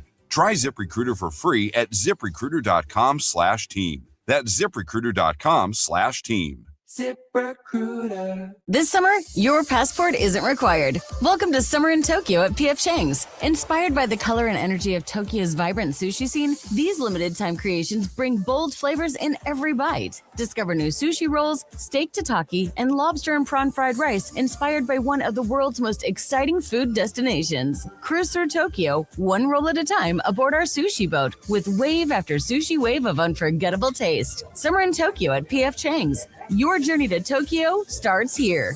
The World's Game at BetMGM is here. Bet on the soccer showdowns with 2-up early payout so that if you're up 2, BetMGM will pay you. That's right. Place a pregame straight match result bet on any tournament game. If at any point your team is up by 2 goals, you'll instantly win your bet. Then enjoy BetMGM's same-game parlays, daily promotions, player props, and so much more for the World's Game. Don't miss your shot at an early win with 2-up early payout to get paid out if at any point your team is up by 2 goals, regardless of the final outcome of the match. Make it a tournament to remember with BetMGM. BetMGM and GameSense remind you to play responsibly. Gambling problem? Call 877-8-HOPE-NY or text HOPE-NY 467-369. See BetMGM.com for terms. 21 plus years of age to wager and physically present in New York only. New and existing customer offer, subject to eligibility requirements. Additional terms and restrictions may apply. Get the latest on the Giants and Jets on WFAN, WFAN FM, WFAN FM HD1 New York, and Odyssey Sports Station. Side right now, 888-808-1019. We'll get to your phone calls in a second, and you can always hit me up at Hoff WFAN. Carlos Mendoza is, as everyone says, a great guy. No one's going to take that away. No one is going to take it away that Carlos Mendoza is clearly a great baseball guy. You listen to the SNY broadcast, all you hear about is whether it's Gary, whether it's Keith, whether it's Ron, Steve Gelbs, everyone gives their stories about how wonderful Carlos Mendoza is.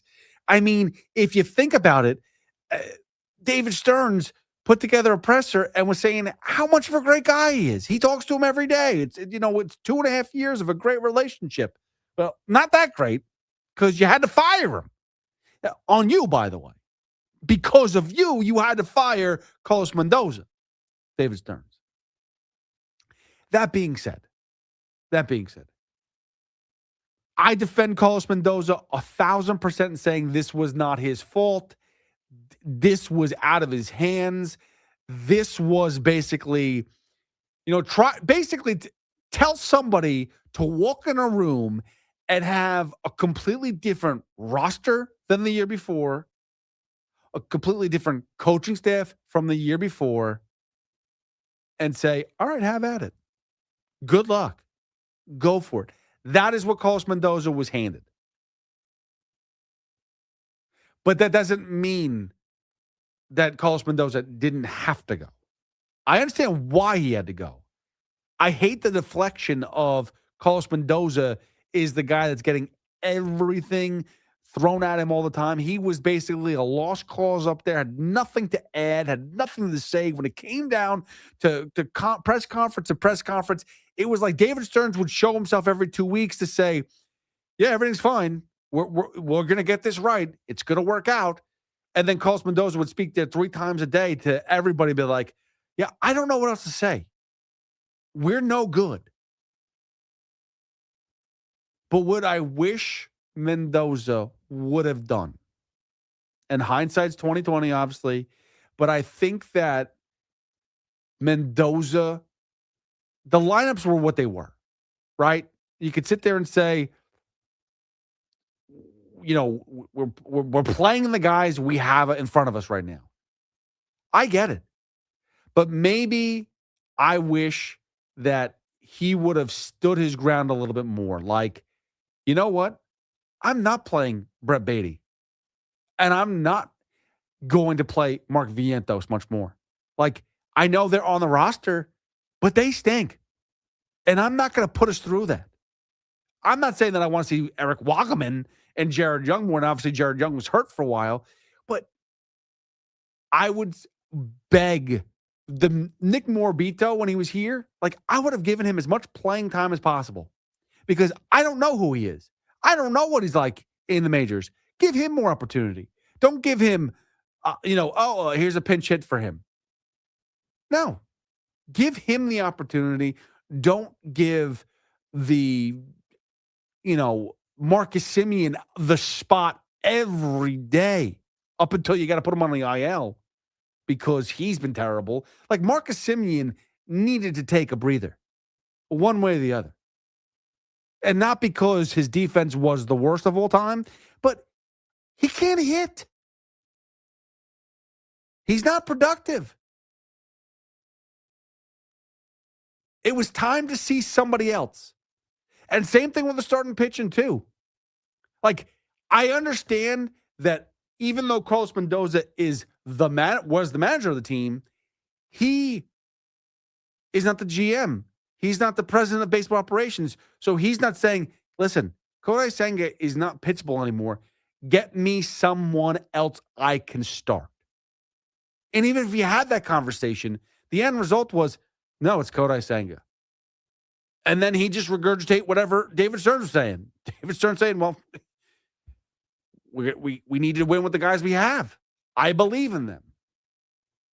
And then Mendoza would go out there and be like, I got to play. You know what? No. Kodai Senga, I'm not pitching him. If you want me to pitch Kodai Senga, then go find a new manager. That's what you got to say. Because at the end of the day, you were getting canned no matter what. Didn't make a difference. But, like, fight for your job in that aspect.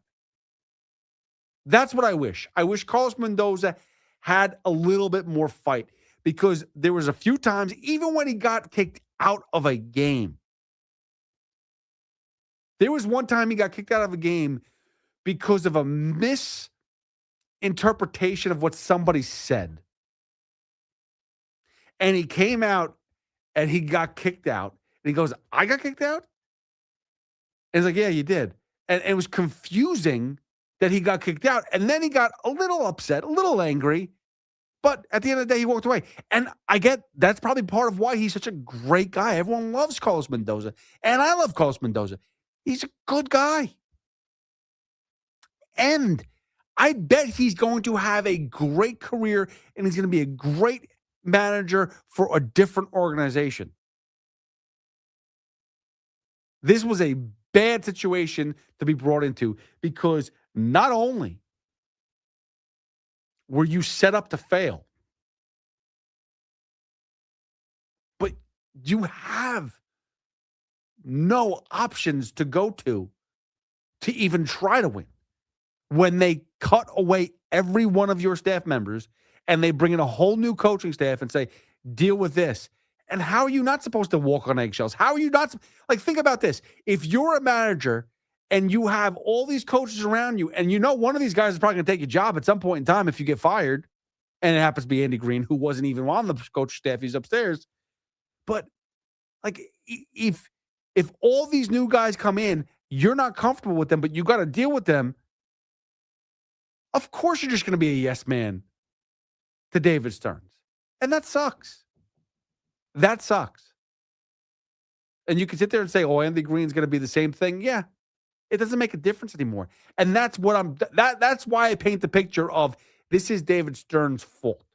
And David Stearns has to be replaced because he's the person who is basically in charge of everything in this organization. And he admitted it. And by the way, I won't lie.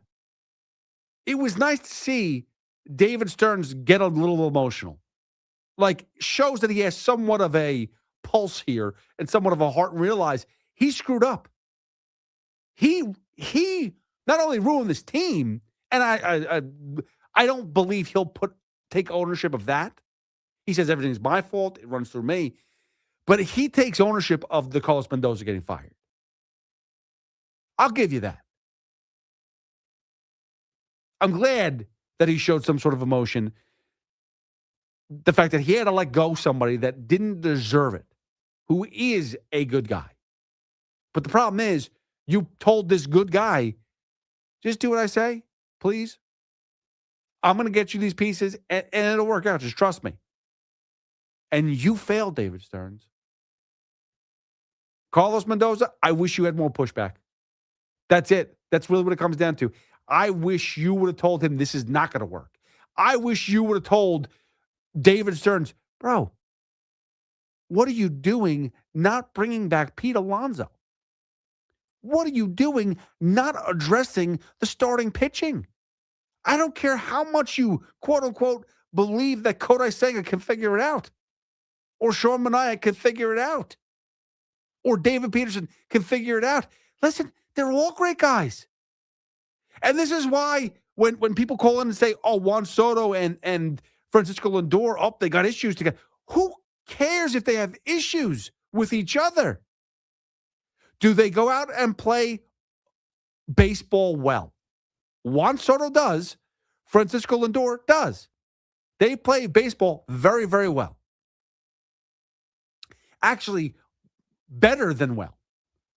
They're at the top. Like, Juan Soto is at the top of baseball players. Francisco Lindor used to be at the top of baseball players. He's still better than average. Still really good. Still one of the best shortstops in the league. Just not healthy this year. So I don't care that they're not nice to each other. I care that they play good baseball. That needs to be the point. And I wish Carlos Mendoza had that pushback and had that aspect when they sat down and talked every day about baseball going, David, what are you doing? Why are we bringing in guys that don't know how to play these positions? And I'm sure it's easy for people to go from playing third base or shortstop or second base or even outfield to go play first base. But do me a favor. Just turn on any Met game and look at Mark Vientos and Brett Beatty play first base. And then you'll realize why anybody that says that is a bunch of idiots. Even if you're a professional ball player and you go, oh, it's easy to play first base. No, it's not. Ben Rice, and this is the Yankee point here. Ben Rice, I love Ben Rice. Great hitter, amazing hitter. Should be an all-star this year. Crap first baseman. No offense. Not a very good first baseman defensively. Great hitter, not a good defensive first baseman. But he does the job because he's a good hitter. He gets that. He gives you that aspect of the game, so you suck it up. But he's not a good first baseman.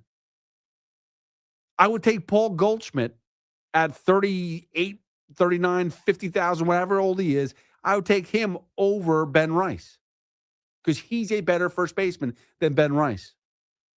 Ben Rice is like a positionless player. He's that guy that we're going to try to force somewhere just to get his bat in the lineup. But Ben Rice is not a first baseman.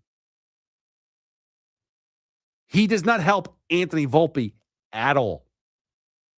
He doesn't help the infield at all to do things that are, prevent errors. Okay?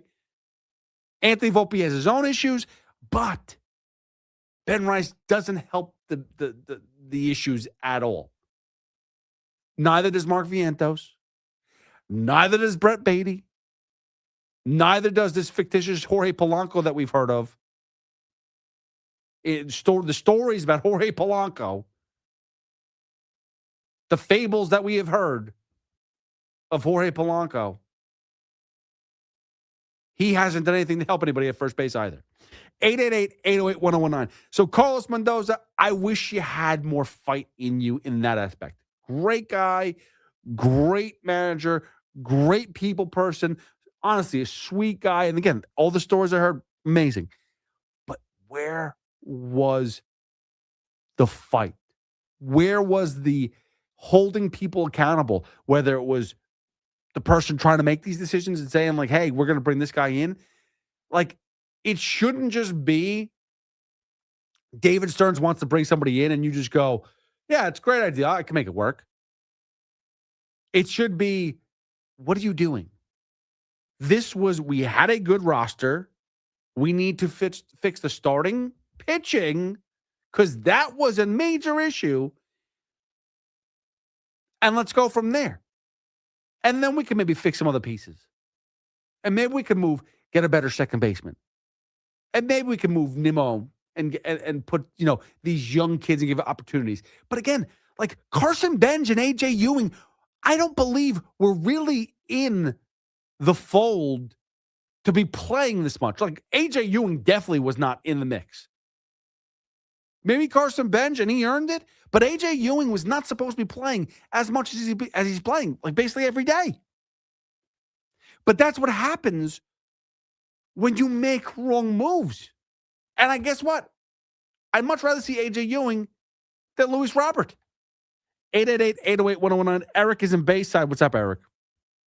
Hey, what's up? You can hammer on Stearns all you want, and, it's like the trickle-down effect. But when it all comes down to brass tacks, who hired him? We all complained about how the Wilpons were cheap. The Wilpons didn't want to spend. Well, when you bring in a guy like Steve Cohen, who now is overspending, is the overspending really the same as what the Wilpons did? Did you bring a championship here? No. So no matter who they bring in, whether it's Stearns, whether it's Theo Epstein, Cashman, or whatever, the guy seems to be more concerned at this point with the casino. And it's not about a casino, Eric. I'm going to cut you off right there. Today is not about a casino. Steve Cohen bought the New York Mets to get a championship to Queens. He did not buy the Mets so that he could build a beautiful casino and he could do all this nice stuff, and who cares about the New York Mets? That is not why Steve Cohen bought the Mets. Steve Cohen did not buy the New York Mets so that he could make a ton of money and a ton of profit off of other things in the area. That may be a benefit to what he does. He's a businessman. That's how he makes his money. You keep building and you keep profiting that way. But I'm not gonna sit here and talk about Steve Cohen and his casino project and the soccer stadium and all that. No. This is about the New York Mets being an awfully run franchise. Who runs the day-to-day? It's not Steve Cohen. He doesn't run it. It's David Stearns. He has that position. He runs everything. He runs the day-to-day. It's not Steve Cohen. Steve Cohen pays his bills. Steve Cohen pays the bills for everybody. If David Stearns says this is the right move, we need to make this move, Steve Cohen will sign the check. Steve Cohen will pay Frankie Montas to not be here anymore. Think about that. Steve Cohen will pay for Robinson Cano to not be here anymore. He does not care about the money. He cares about winning. He's always been transparent. He's always been honest. He's always said, listen, I don't want to just throw my money away. That's stupid. I would like to get a championship. And he wants to build a championship. He wants all that stuff. He wants sustaining success. He wants all that. He believes David Stearns is going to bring that. He believes David Stearns was going to come in here and change a lot of things and make things better. And guess what? David Stearns came in and changed a lot of things. The problem is it's gotten worse. It's gotten worse. But it's not because Steve Cohen is building a casino. That has nothing to do with the Mets sucking. Because if David Stearns said to Steve Cohen, Steve, I know we got Juan Soto last year for $800 million. I'd really like to sign Pete Alonso and bring him back and put him at first base. And I'd really like to get Bo Bichette and Kyle Tucker to fill this whole team out.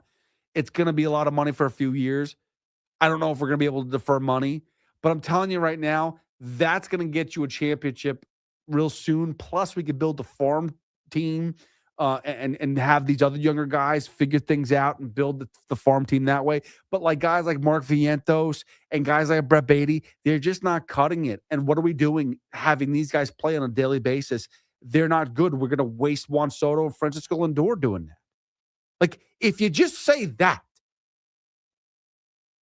Steve Cohen would lick his finger, take out his checkbook, get out his gorgeous gold pen and gold ink, and sign you a blank check. Go, do what you got to do. I guarantee it. I guarantee it. But that's not how David Stearns works. He works as I'm brought in to get great deals and to bring in value at positions that currently right now we need help with. But it's not to go and overspend. I need to get value. So why bring in Pete Alonso for $30 million a year at first base when I could bring in Jorge Polanco and Luis Robert and Marcus Semien and all these other guys and all this other crap and sprinkle them around the field, and that will help this entire ball club? Wrong. What did Marcus Semien... Well, I know Marcus Semien won a World Series before. What did Luis Robert Jr. ever win? Nothing. He was on a losing franchise. He left. They've gotten better. Think about that. 888-808-1019. Tommy's in Astoria. Tommy, what's up, buddy? How you doing, Pete? How you doing? I don't know what that was, but yes, how you doing? Doing fine. So, I mean, your point about losing the prime of Soto and Lindor is exceptionally true. I mean, why not sign Pete back if he's going to be bad in year 5? Who cares? If he gets us a ring in year 1, 2, 3, or 4, what does it matter? But I call because the season's over. We know that. We know that it's a completely lost season. But looking ahead, believe it or not, now that the body's already in the ground, I mean, what you do, if you look at the free agents for next year, they're not great.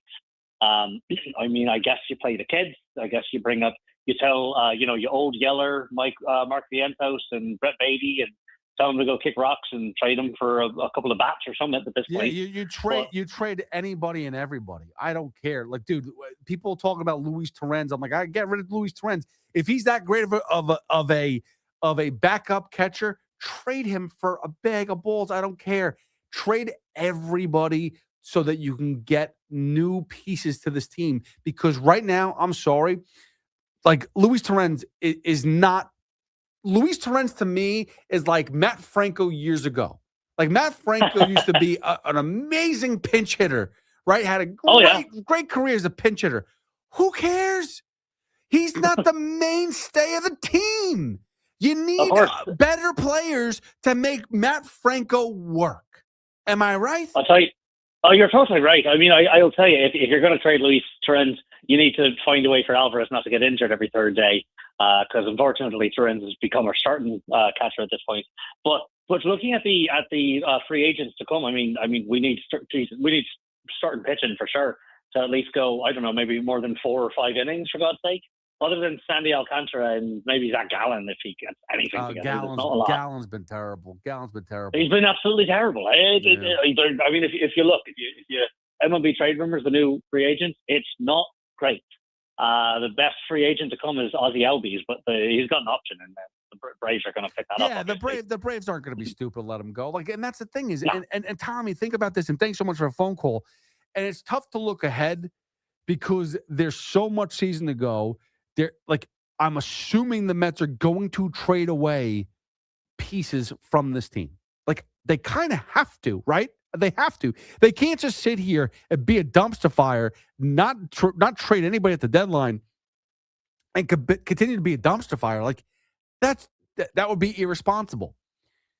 But I can't just yet think about who they add on next year. I have to evaluate what they currently have. And to do that, you've got to bring up younger kids. You've got to break ties with Kodai Senga. You've got to break ties with a lot of these players that have no value to it anymore. They don't. And then that you can see who and what they are. And I'm sorry, but a lot of people put a lot of faith in Brett Beatty because he had a really good month of September last year. Well, Mark Vientos had a really good September 2 years ago, and that fell off real quick. You should look in the freaking mirror sometimes. I know there's it's weird. In politics, there's the left side, there's the right side. For the Mets, there's Mark Vientos and there's Brett Beatty, and there's Mark Vientos fans and there's Brett Beatty fans. And you can't be both. You can't be both, and you can't hate on both. Well, I hate both. They both are bad. They both need to be gone from this team. So it don't make a difference who's playing first base or third base or outfield. They're both really bad defensively. And offensively, they're nothing. And now, they could be good in other places. They're just not going to be good here. And that's all I care about, is being good here. 888-808-1019. It's Pete Hoffman with you on the Fan till 2 when Connor Green takes over. Jay, Bobby, Sean, Phil, Ken, get to you guys. Talk more of the Carlos Mendoza firing and what's wrong with the New York Mets and how it's really all David Stearns' fault. 888-808-1019. It's Pete Hoffman with you on the Fan till 2. You can always hit me up at Hoff WFAN. From off-season moves to position battles and the biggest storylines surrounding the Giants and Jets, WFAN is getting you ready for football season. Expert analysis, breaking news, insider insight. Football lives here. WFAN. At Town Fair Tire, New England's largest name brand discount tire dealer, you get it all. The guaranteed lowest price, the most free services, and we accept all valid rebates from any manufacturer and from our competition. Yes, we accept them all, even competitor rebates. Town Fair Tire, New England's largest discount tire dealer, now with over 120 stores from Connecticut to Maine. Nobody beats Town Fair Tire. Nobody. Name brands at discount prices. Town Fair Tire. This is attorney J.J. Hill of Shulman & Hill Injury Lawyers. From Fordham to Kingsbridge, we are New York.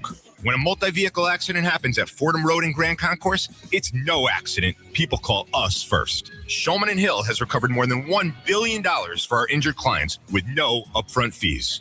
No one fights harder for New York. Every borough, every block. We are New York. Get a free case review. Search Shulman & Hill Injury Lawyers. That's Shulman & Hill Injury Lawyers. At City Harvest, we're on the road every day rescuing millions of pounds of nutritious food for New Yorkers in need. transforming surplus food into sustenance, sustainability, and smiles. That's how we feed good. Donate at cityharvest.org. Attention, have you racked up $10,000 or more in credit card debt? Are you barely getting by making minimum payments? With credit card debt reaching all-time highs, National Debt Relief is notifying consumers about significant debt relief options currently being made available to help those with overwhelming credit card debt. These options may reduce a large portion of credit card debt for those who qualify. You don't need to declare bankruptcy or take out a consolidation loan, and you may only have to pay back a fraction of what you owe, even if you have bad credit. National Debt Relief has already reduced the credit card debt for more than 550,000 consumers. So don't wait. If you owe $10, $20, or even $100,000 in credit card debt, you can now take advantage of this financial debt relief as the cost of living continues to skyrocket. To check what debt reduction you may qualify for, call 800-358-6868. That's 800-358-6868. Again, 800-358-6868. With over 90 years of combined legal experience representing the law enforcement community, Decolator Cohen and DePrisco LLP continues to strive to educate police officers of their civil rights to sue in line-of-duty accident cases. The 2026 Police Officers' Right to Sue newsletter can be viewed on policeofficersrighttosue.com and provides successful results in varying line-of-duty accident cases. These results include damages recovered from RMP accidents involving the City of New York and civilian motorists, station house defects, ricochet injuries from the range, private premises slip and falls, sidewalk slip and falls, construction defects, snow and ice cases, and injuries emanating from defective RMPs. In any LOD accident, it is important for the officer to take photographs of any defects, injuries, or damage. It is also essential to draft the line of duty report and detail the cause of the accident in the paperwork. Remember, there's a 90-day time limitation to file a claim against a municipality. If any law enforcement member has a question regarding a potential lawsuit, contact Decolator Cohen and DePrisco LLP at policeofficersrighttosue.com or call 1-800-901-1529. Do you owe $10,000 or more to the IRS like Mark? I've been doing home remodeling for 30 plus years, but the economy crashed. I wound up losing my home, losing my job, and on top of that, owing the IRS a ton of money. I owed the IRS $114,000. It really, truly was the worst part of my life. Then Mark found tax relief advocates. On news radio, I heard about TRA, and I thought, what's the worst that could happen? So I picked up the phone and I called them. When it was all said and done, TRA settled my $114,000 debt for $100, and I'm telling you, I was ecstatic. Could not believe it. Would recommend TRA to anyone. If you owe 10 or even hundreds of thousands of dollars to the IRS, don't lose hope. Do what Mark did and call TRA for a consultation. But TRA did. They gave me a second chance, and I'm forever grateful. Visit TRA.com or call 800-491-9914. 800-491-9914. That's 800-491-9914. Hey! My dad is bringing home the best birthday cake ever! It was my 5th birthday, and my dad was bringing home the cake. Should have been here a half hour ago. The cake never made it, and neither did my dad. That was the day a drunk driver killed my dad. Daddy? Impaired drivers take lives. Think. Sponsored by the New York State Governor's Traffic Safety Committee. Aired in cooperation with the New York State Broadcasters Association. Gang Green fans, are the Jets ready to take the next step? Let us know what you think at 888-808-1019. The WFAN phone line is powered by Paramount Plus. Paramount Plus presents the biggest summer in UFC history.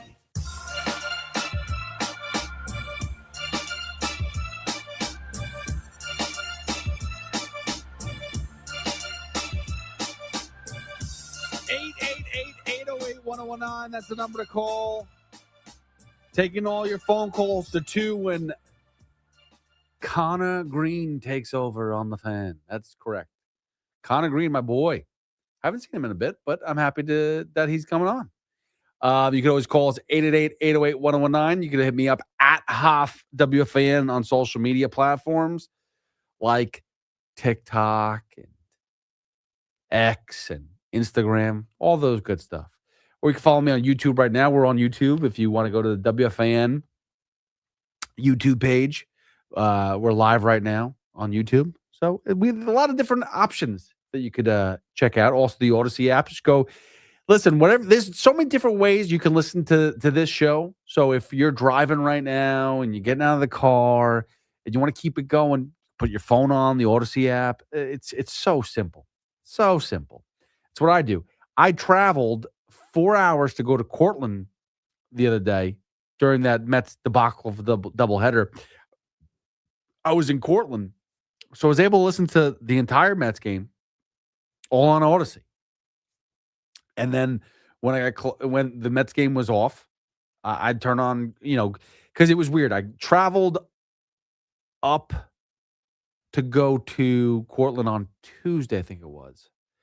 And there was the game that was on right then. So I listen on the Odyssey app. And then I came down, so we had the doubleheader. But in between the doubleheader, there was nothing. So I turned on WFAN on the Odyssey app, listen to Craig and C-Mac make fun of how bad the Mets are. And that was not fun for me. But listen, we're all in this together, Mets fans. We're all in this together. It is a rough one. I don't like to be the person, I'm not going to be the guy. Though I'm going to be the guy for a second. I don't like to be this guy. But sometimes you got to do it just to, remind everybody. The first game of the season when everyone, and I'm going to find the audio. I haven't done it yet, but I should do this. Because we sat here the first day of the season when the Mets knocked out Paul Skeens in the first inning, and everybody was excited. And then it came to me, and I was like, I don't really think it was that impressive. They knocked out Paul Skeens because O'Neal Cruz sucks in center field, made 2 bad plays, a couple balls that barely dribbled 40 feet. It was nothing that impressive where I was like, wow, this offense is ridiculous. They put up 12 runs, but it wasn't this home run after home run and crushing hard hit balls off of ball Skeens. No, it was a couple hits that should have been caught and O'Neal Cruz misplayed them. And a couple balls in the infield that just didn't get played properly, and they pulled Paul Skeens, and then the rest of the game was blah by that point in time. And then, by the way, the Pirates almost came back and won because I think, was it Josh Lowe who hit, or Brandon Lowe who hit 2 home runs? It was 12-7. It wasn't like this 12-2 game. No, the Pirates came back and almost came back, I guess I should say. But there were so many signs right there that this team, it was one game, but it wasn't impressive. It wasn't whoo, this is amazing. We're on to something here. It was O'Neal Cruz sucks. Paul Skeens got unlucky. And Freddie Peralta wasn't all that great. And basically, that's been the MO all season long. So that was a microcosm of the season. When the opposition sucks, the Mets can score runs. But that's it. It's like pulling teeth for them to score runs. It's outrageous to watch them play baseball. They can actually put on, get double-digit hits and still only score a run. It's very impressive. It's very impressive to see what they do. And again, this all comes down to what David Stearns did in the offseason to get us to this point. He was the mastermind to put this whole team together. You want to say there were so many injuries? I'm sorry. I know Juan Soto missed a few games, and Francisco Lindor was gone for a little bit. But the Polanco injury, you don't know what he was going to do. And even with Jorge Polanco here, again, not being a first baseman, who knows defensively what he would have done, and offensively, I'm sorry, but is Jorge Polanco going to change Sean Manaea from giving up a 4 spot in the first inning of a game? Is Luis Robert Jr. playing every day, healthy, and putting his best form? Is he going to stop Kodai Senga from just giving up 1,000 runs? No, they're not. It doesn't make a difference how great their defense is. If a ball can't stay in the ballpark because Kodai Senga is giving up home runs, doesn't help whether Luis Robert Jr. is healthy or not. So stupid. It is so stupid. What we're sitting here and arguing about and talking about is so stupid. Could have been prevented. That's the sad thing. And that's why David Stearns needs to go. And that's why Steve Cohen has to plan for it now. Not to fire him right now, but you make the same way. And I'll repeat it again. I said it earlier. The same way David Stearns was your guy when you first bought the team, but you weren't allowed to talk to him, and it took you years to be able to talk to him and bring him in. It's time to start to do that same process and bring in somebody else. It may take a year or two. In that time, I don't know if you allow Stearns to make all these crazy moves. Because my concern is at some point in time, Stearns is going to say, all right, this didn't work. Now I got to save my job. So let's throw Hail Marys out there. And that I can't do. 888-808-1019. Jay is in Dutchess County. What's up, Jay? How we doing? Hey, what's going on, man? First time, long time. Thank you. Yeah, man. I can't believe some of these people were about free agents the next year. Are you kidding me? If you're a real Mets fan, you got to be losing your marbles right now. It's crazy. I just got to ask you a quick question until I get to that point, though. You think Darryl Strawberry was worried about what Dwight Gooden was playing on his radio when Gooden got beamed and he charged him out and there was a brawl out there for 15 minutes? Not right? at all. Not at all. And they weren't very close. They weren't tight in the beginning, those two. But they didn't care because they were a team, right? Right. But to get to my point, before the season, they had an interview with Keith Hernandez. Somebody had asked him, how long do you think it's going to take Polanco to learn how to play first base? And typical Keith, right? He says, how long did it take Mike Piazza to learn? Yeah. Todd Hundley to learn? They don't learn it. You can't learn it overnight. We had a first baseman, homegrown, Stearns forgot his big boy pants when he came over here. Whoever we bring in here, there has to be a change. You got to put on his big boy pants. It's a big market. And please don't get rid of our homegrown players. It happens, ever since I've been a Mets fan. And Jay, and Jay, one thing, and I appreciate the phone call. I'm not opposed to getting rid of homegrown players, right? Like, that's one thing I'm not like hell-bent on. I was never against moving on from Michael Conforto. I know that there were a lot of people that were pissed when Michael Conforto didn't get re-signed. Well, and it's not about who's right, who's wrong. Michael Conforto, not very good. He has a career right now of being a bench player. He's doing okay in Chicago with very limited opportunities, but this is his best season in a long time. He hasn't been a great player, but that's not neither here nor there. It's not about who's right or wrong. It's about sometimes you just got to move on from homegrown talent, and that's okay. But you gotta be right. And Michael Conforto, to me, was never that guy that really put up numbers where I was like, oh, he's got to be a lifetime Met. Like, I know he was there in 2015 when they went to the World Series. But Michael Conforto, to me, was never this no-brainer. Let's go through Michael Conforto's years as a New York Met and remind ourselves, was he really that good? And that's the question. Was he really that good?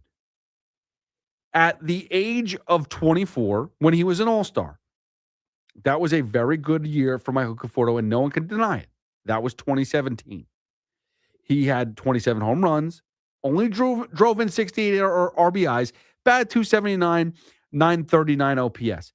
Good, very good season. All-star, great. In 2018, he had 28 home runs. Okay, one more pop. Okay. 82 RBIs, that's better But still, significantly, are we really drive 82 RBIs is okay.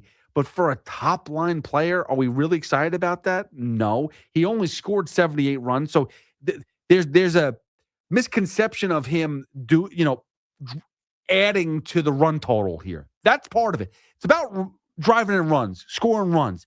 And I know he drove in 82. He only scored 78. Like, where's the triple-digit RBIs? Or where's the 100-run total? You know what I mean? Like, you need to be more productive. He only batted 243 that year, and his OPS dropped to 797. Okay. Not an all-star. 25 years old. At the age of 26, okay. Batted 151. By the way, in 2017, he only played 109 games. 2018, he played 153 games, and the production was only a little slightly better as far as home run and power goes, but his batting average and OPS dropped. That's an issue right there. In 2019, went up. Arguably his best offensive season because he had 33 home runs, drove in 92 runs, 90 runs scored, but his average wasn't, it was better, 257, but an OPS of 856 wasn't great. It wasn't like 1,000. We weren't sitting here going, oh, this guy's amazing. He was okay. 2020 happened. It was what it was. He performed really well in a 54-game season. But it was a 54-game season. I don't count that. And I've always said that for everybody. Doesn't make a difference. That season was such a crappy season. I don't count it. In 2021, he completely, shot the bed. In 125 games, 14 home runs, 55 RBIs, batted 232, OPS 729. He was terrible. And then he got hurt in 2022.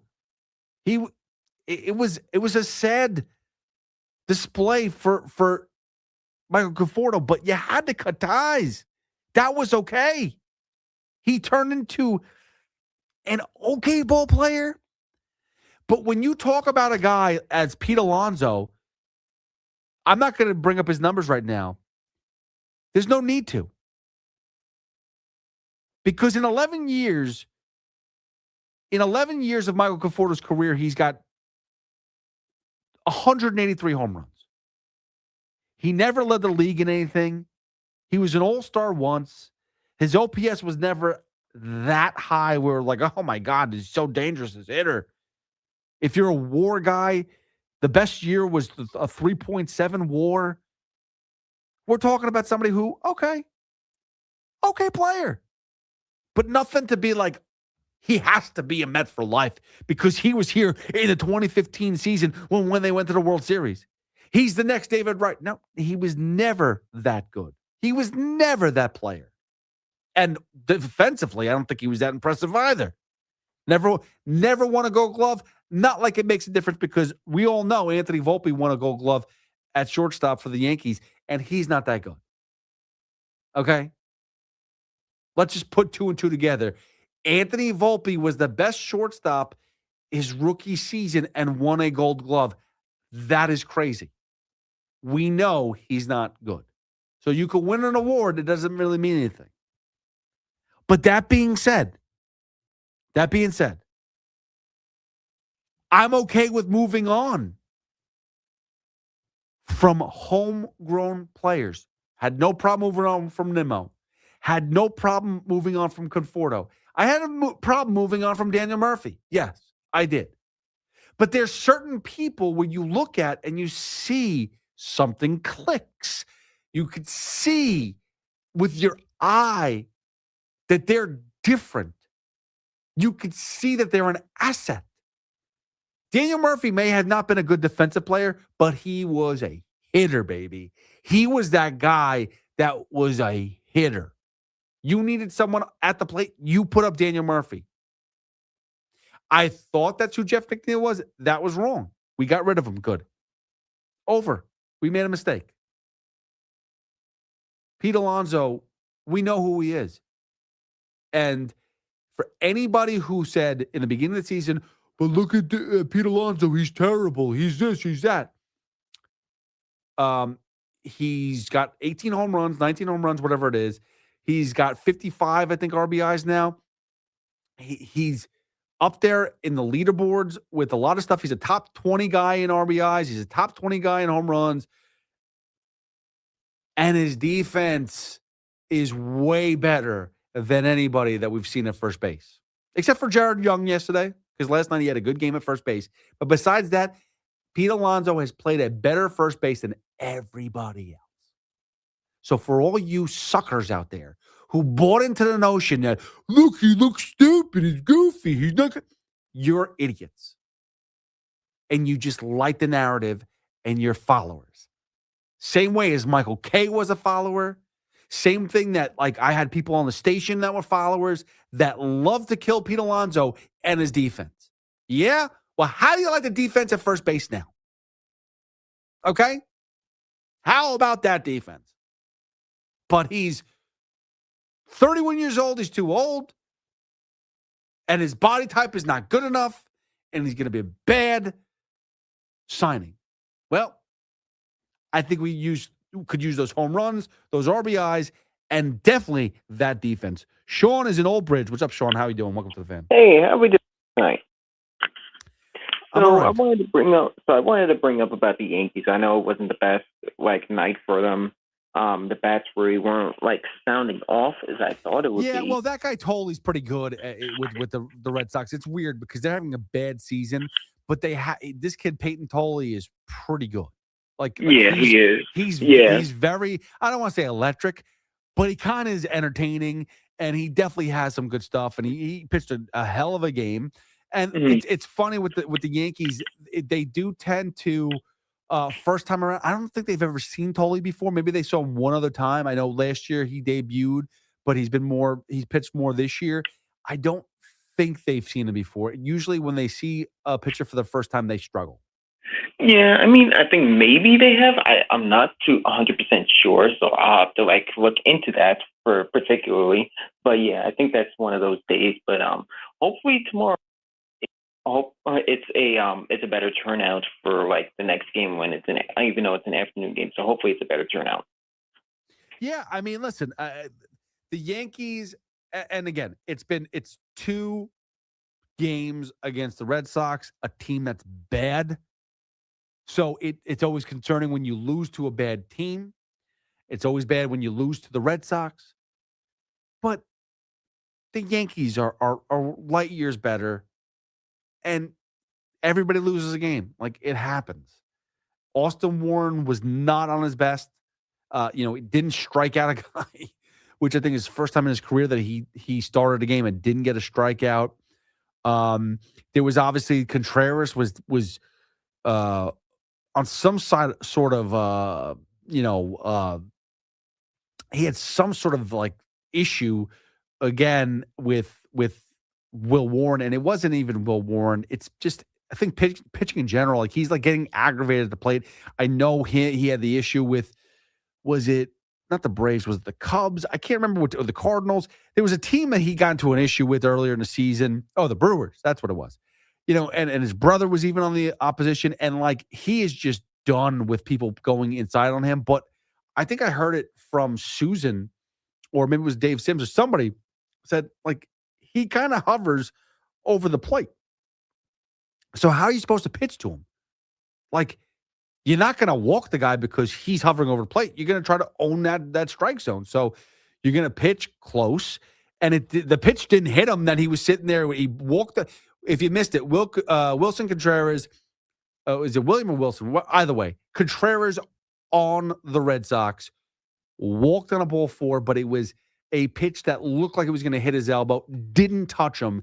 And as he walked to first base, he started mouthing off to Will Warren and said, "Don't you look at me.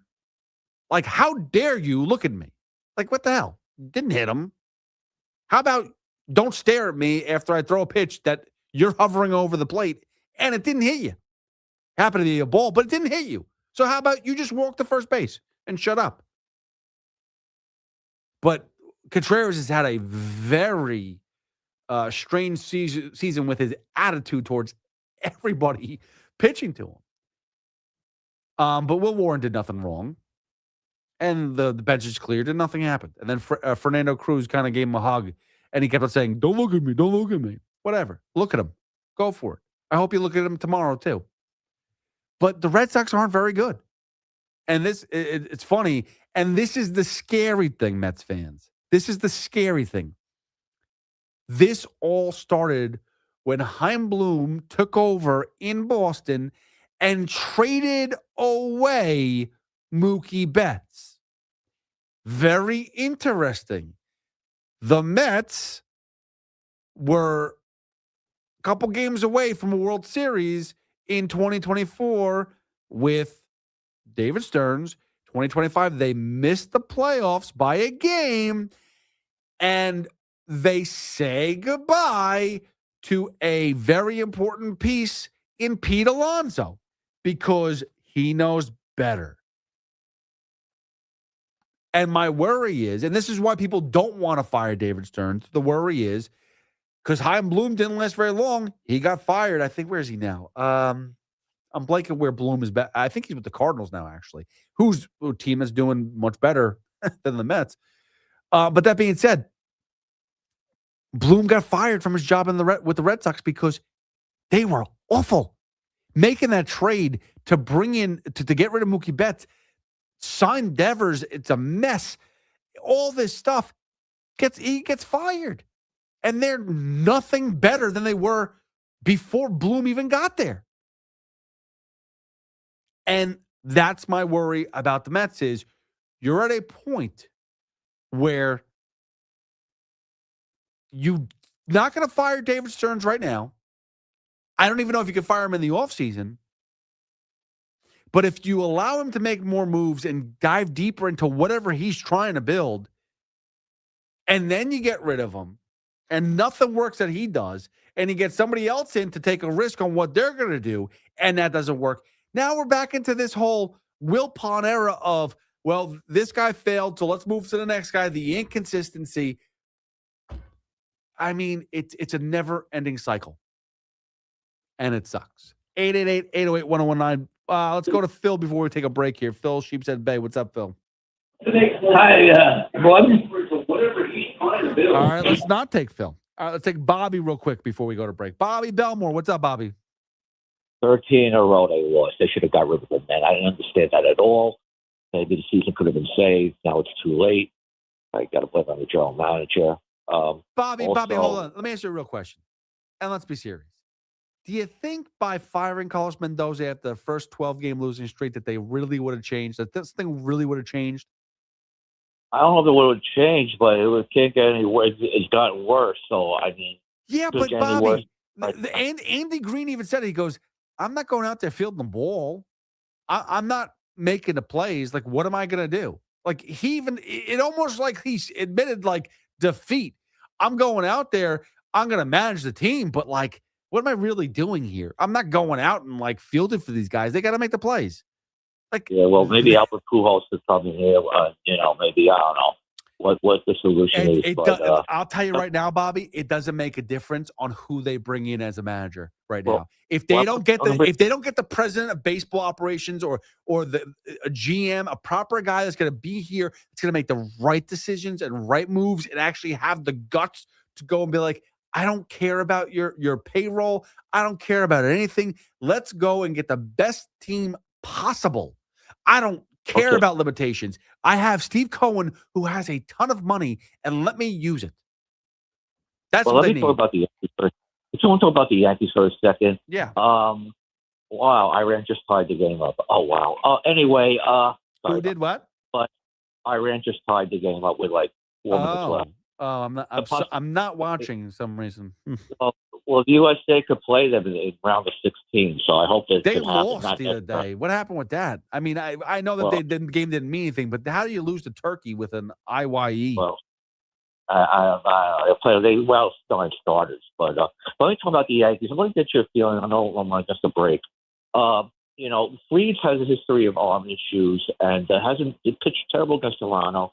And he had a good playoff game again. I'm talking about the playoffs against Boston. But since the Atlanta World Series 2021, he's been at best average. I mean, he's having like a 5 ERA. Cole's coming back from Tommy John. Well, Dan, you can't trust. Colts had a 6 ERA the last 4 starts. It's not, they're going to get in the playoffs. They're going to get to the World Series even with the way they are playing because the AL sucks.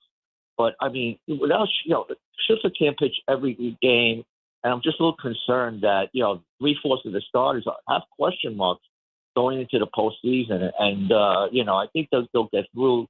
But the AL, but when they face the one of the top teams in the NL, I don't think they're gonna have a chance. With their Bobby, I think you're so wrong. I think this team is it's stacked, obviously, for the AL, but I think it's better than you give it credit for. I think that when you get a healthy Aaron Judge, and thanks so much for the phone call, Bobby.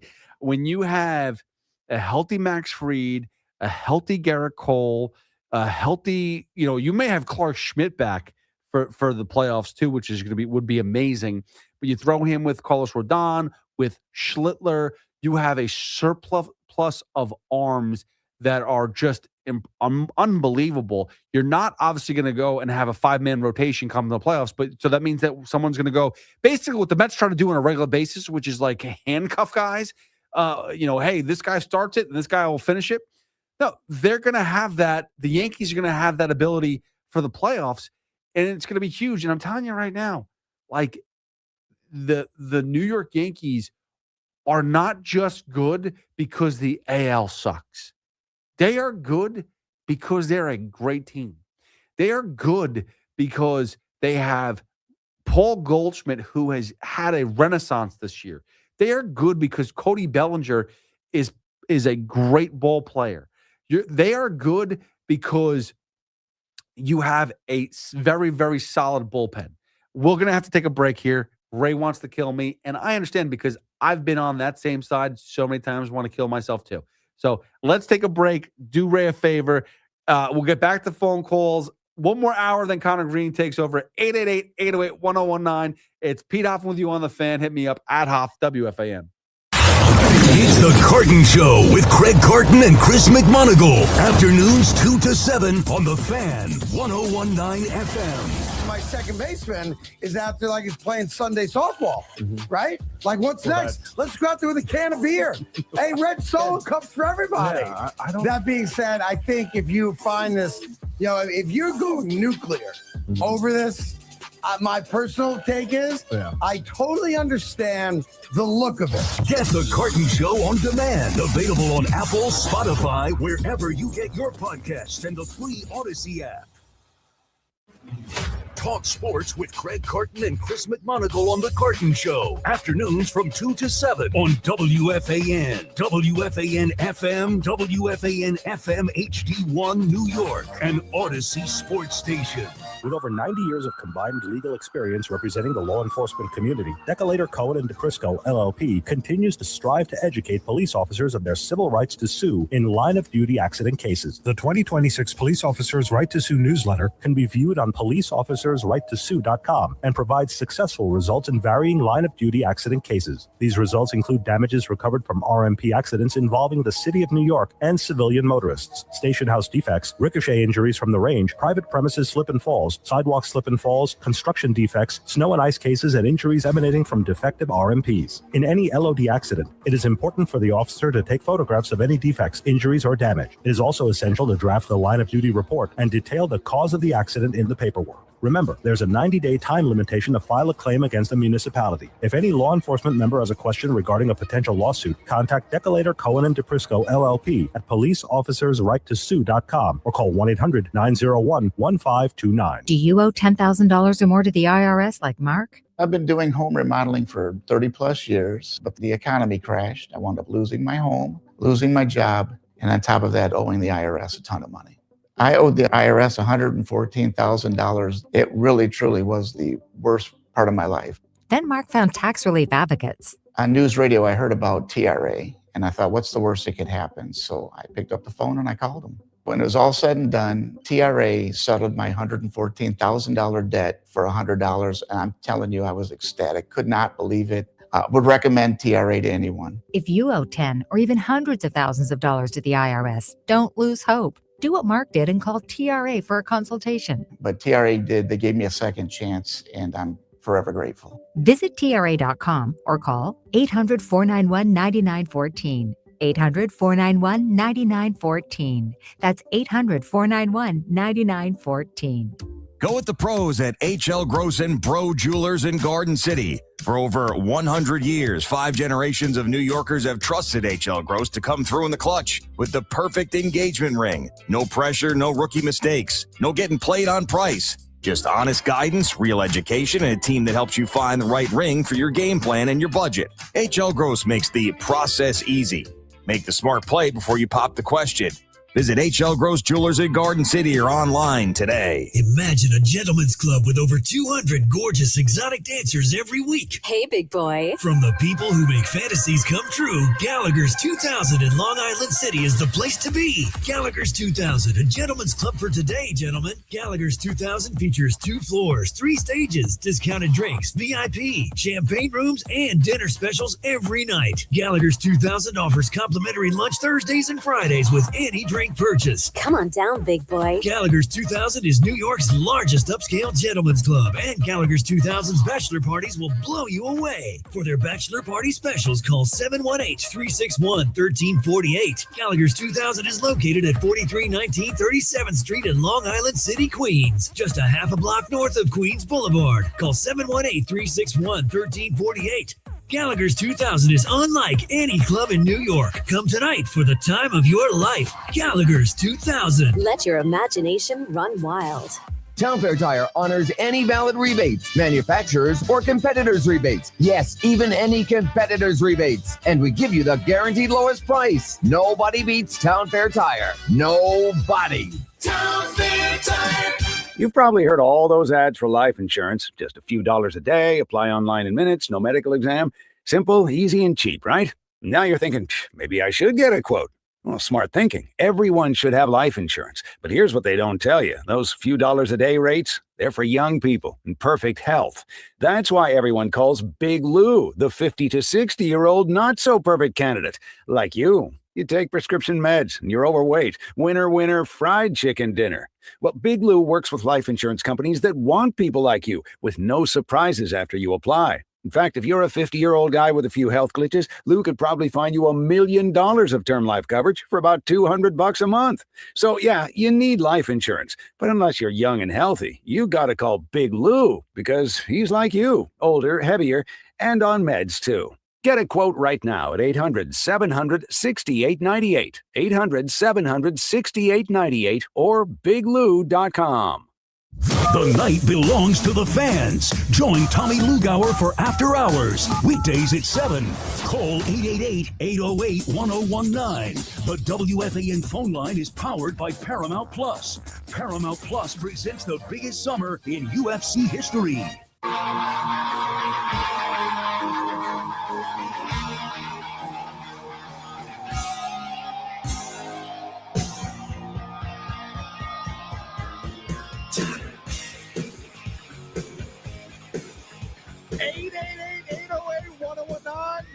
We got one more hour left until Connor Green takes over at 2 a.m. And listen, it has been a heavy Mets show because Carlos Mendoza got fired yesterday. Whether it was rightfully so or not, it needed to be done. He is the scapegoat, as always. But really what it comes down to is David Stearns has to get his stuff together. And I don't think he's the right man for the job. I think he's in and over his head. He's failed already to this point.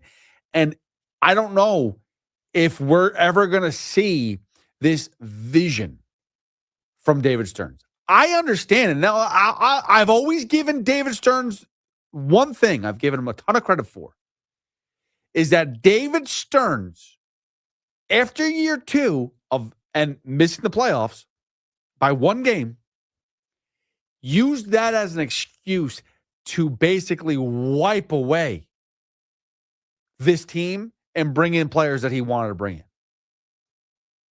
Or at least bring in the idea of players he wanted to bring in. He changed this franchise. He did that. The first year, he didn't do that. He evaluated. It was an evaluation process. And now, he may have gotten rid of some things or made it added to some areas. Like I know that there was turnover, I think, in certain parts of the organization, but he didn't just get rid of players that he had no interest in bringing in. Now, Pete Alonso was almost a casualty that first year for sure. After that first year, he almost didn't come back. But Steve Cohen had to sit down and say, you know what? Whatever it takes, let's just get it done and move on. Which, by the way, think about it. Now that we think about, and I said this earlier on in the program, I made a joke. I said there's been 3 moves that David Stearns has done that were successful. Clay Holmes, which some argue, he's the back of the end of the rotation type of guy. He's turned into their ace because there's no one else. But he's the back of the end. He's like a mid-tier guy. He's maybe a third starter on any other team, Clay Holmes. That was a success. That was a win for David Stearns. He found Luis Torrens, a backup catcher. Okay, so we now got a team of 26 guys on a roster, and we found a number 3 pitcher, a backup catcher. Okay. And then,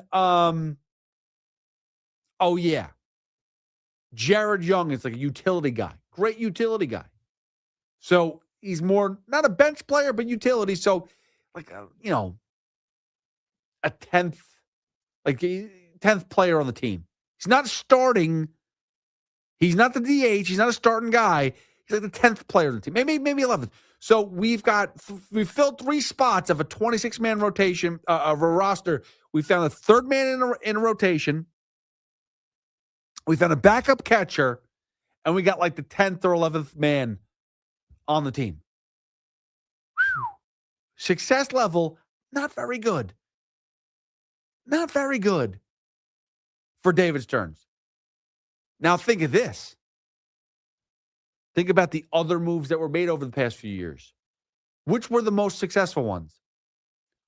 Juan Soto, and I know that people are going to say, well, if you give credit to for getting this guy and getting that guy, you got to give credit for Juan Soto.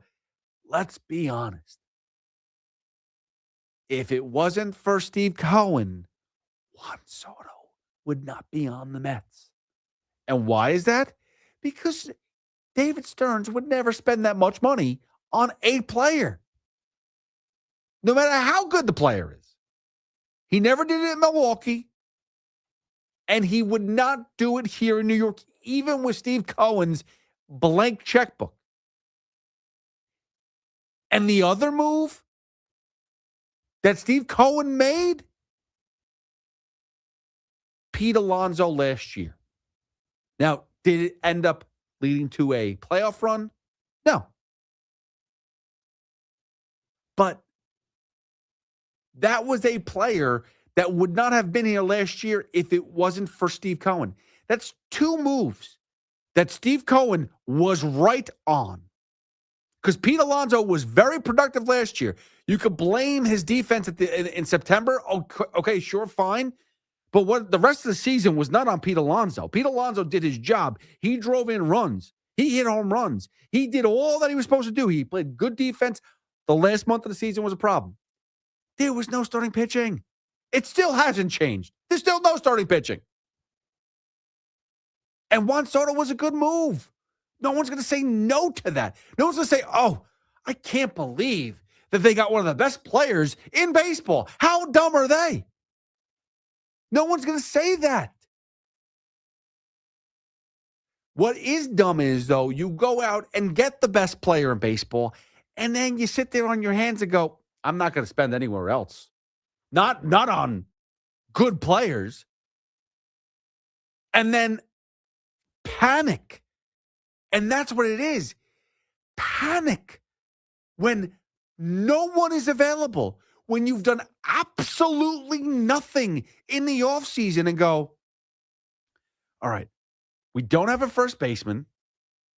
We don't really have any additional bats that could help hit the ball. I guess we'll go for Kyle Tucker. Oh, that didn't work out.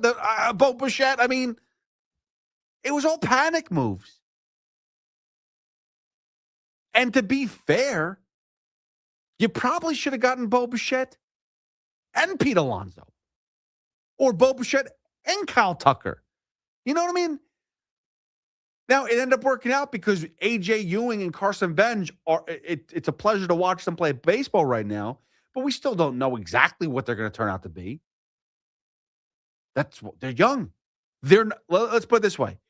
When Juan Soto came up, when Mike Trout came up, when Bryce Harper came up, they were a little bit different than Carson Bench and A.J. Ewing.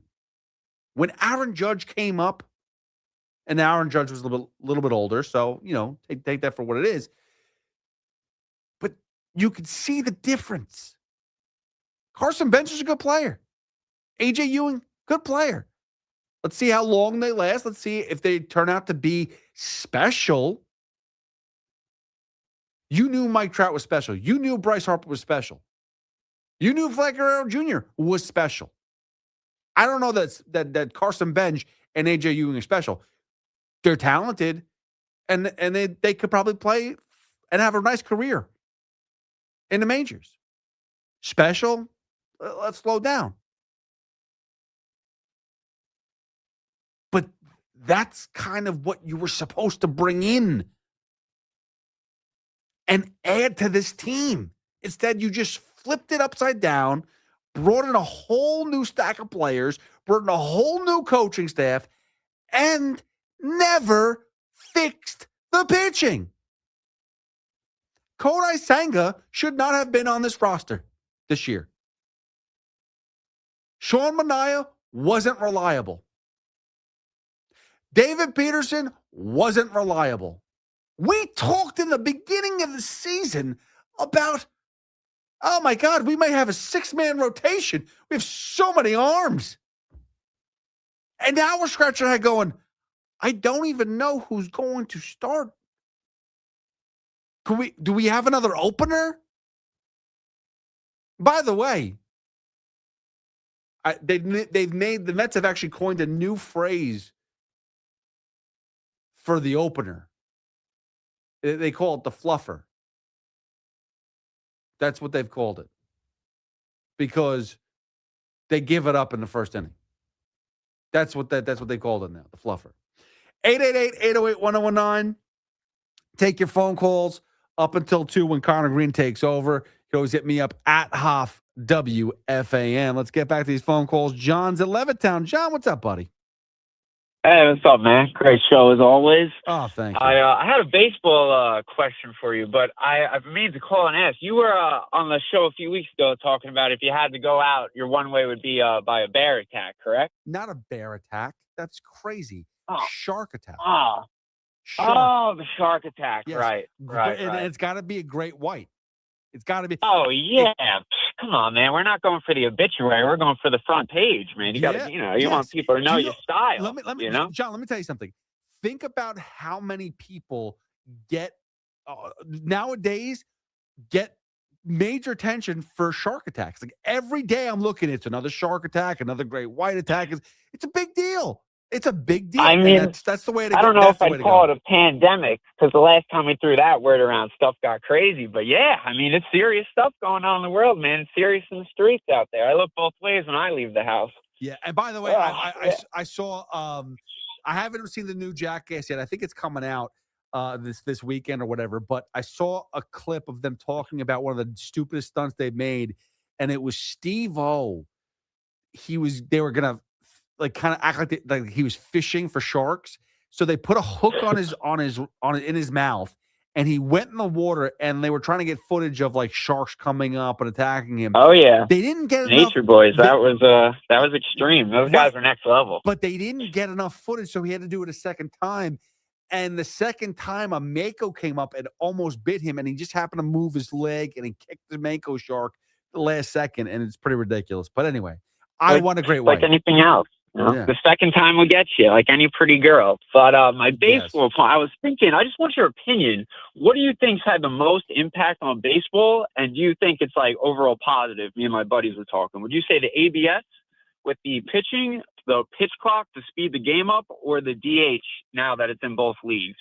I was just kind of curious. There's been a lot of changes It's over the funny. last couple of years. Let me put it this way: the DH has been less impactful, I think, impactful because when you look at how the game should be, think about when you look at the American League from 10 years ago, 15 years ago. Who were the DHs? It was David Ortiz. It was, Right. whether it was Alex Rodriguez Jim or who. Colme.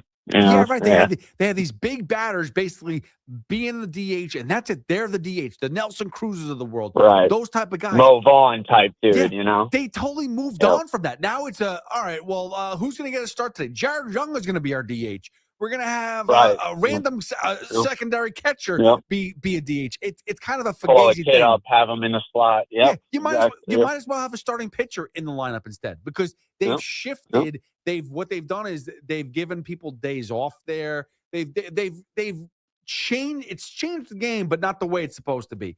I would say this much. I would think that the ABS comes in second because it's been effective. It's been good. You watch some games have been good and some games have been bad, but I think the pitch clock has kept the pace of the game. Like it's not changing the calls. It's just speeding up the game a little bit more, keeping the pace, and it does occasionally take the thought out of it. Now you got to be quicker with what you want to do. You look at Jose Caballero, by the way, which is very interesting. And thanks so much for the phone call, John. Look at Jose Caballero. He's getting into fights every day with umpires because of how he's trying to play up that pitch clock. I think that is an addition that has helped the entire game. And I think it's definitely it hasn't hurt the game in a way where I thought it would. I thought there'd be a lot more, pitch clock violations in big spots. It hasn't really done that. So that is a good thing.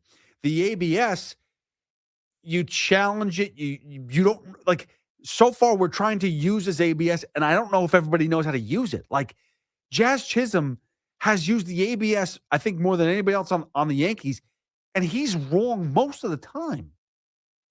You look at Francisco Alvarez, he's had some really bad ones.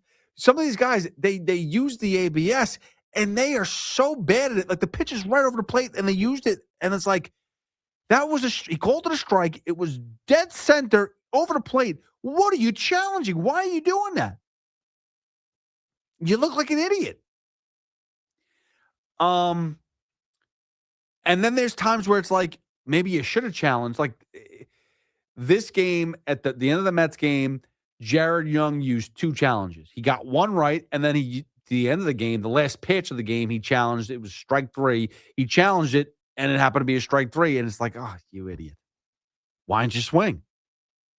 And it's like, are you trying to get a walk? What are you looking for? You got fooled. So it's weird. ABS is good and bad, but I think the pitch clock is the one thing that has actually been the best. It's worked. It's kept a good pace. The DH has not worked for every team. Think about that. The Mets have not figured out the DH. In all their years, we used to talk about the DH. Oh, the Mets will have a great DH. They had too many guys. If only they had a DH, they could have this one guy bat. It'd be so much better. Now they have it, and they have no one. Daniel Vogelbach filled up the time for a while with the Mets as a DH. There's been times where you've had Luis Torrens or other like Tyrone Taylor taking at bats at DH. Like, what are we doing? 888-808-1019. Mario is in Long Beach. Mario, what's up, buddy? Welcome to the fan. Hey, what's going on, my friend? How you doing? I'm good. What's up? Oh yeah, so the Mets. It's very interesting. Did you that catch in the game, right? That might have been the greatest catch I ever saw. No, I mean the Andy Chavez catch I think is better clearly because of the significance of it too. It's almost, I don't want to say it's almost identical, but yes, we're talking about the catch in the Mets game where Juan Soto hit a shot and it looked like it was a home run off the bat, and it was a home run off the bat. But you had what's his name, Derek Hill make a ridiculous catch. That's what I'm and talking just, about. Yeah. Just rob Juan Soto in center field, and that ball was gone. Like, it wasn't a Fugazi. Oh, well, he didn't even have to jump for it. Just put his glove up and just barely maybe. No, this guy, like, full extension, elbow over the wall. It was an amazing catch. And it was just like, your head scratching, like, this is just not going to be their year. It's not going to be their day. It's just going to be whatever. Juan Soto got robbed. But I don't think it's the best catch of all time, because I think if you were to compare that to the Andy Chavez, it's almost identical, but think about the moment. Think about the situation. Yeah. Game 7. Well, I'm not looking at the NLCS. moment. I'm just looking at the catch. Yeah. Yeah. But you know what I do have to. It's interesting because you can pause live TV, so I could pause it, and I took a picture of it when he hit the apex. Paused it and then took a picture on it. Do you know that he was off the ground way more than 2 feet? And wait a minute, it wasn't his elbow. His whole shoulder was over the wall. Oh, yeah. And listen to this. His head was put over the wall. His head went higher than the wall. Yeah, listen, His head. Derek Hill made a phenomenal catch. Like, there's no other way about it. Like, yeah, everything, full extension, he jumped up high in the air. Everything about that was a phenomenal catch. And then the funny thing is, a little bit later on in the game, he actually lost the ball, and Brandon Marsh had to go and pick it and made a phenomenal catch too. Like, there was so many good defense. And it's funny because we talk about the Phillies and they're fundamentally flawed all the time. And we always talk about, Keith loves to talk about the Phillies fundies.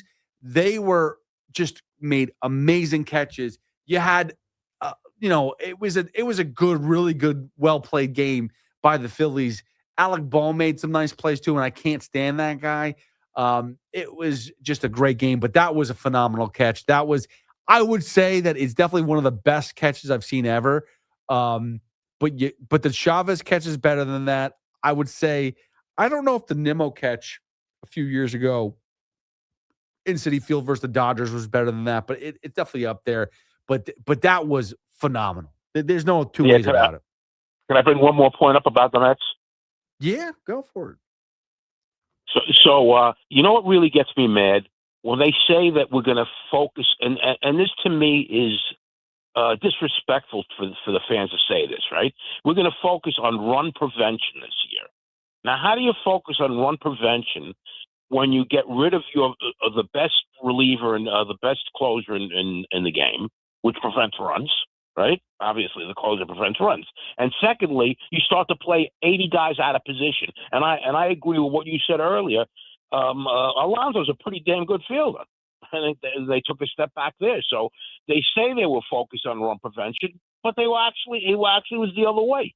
Yeah. Thanks for taking my call, buddy. And Mario, thanks so much. And that's my.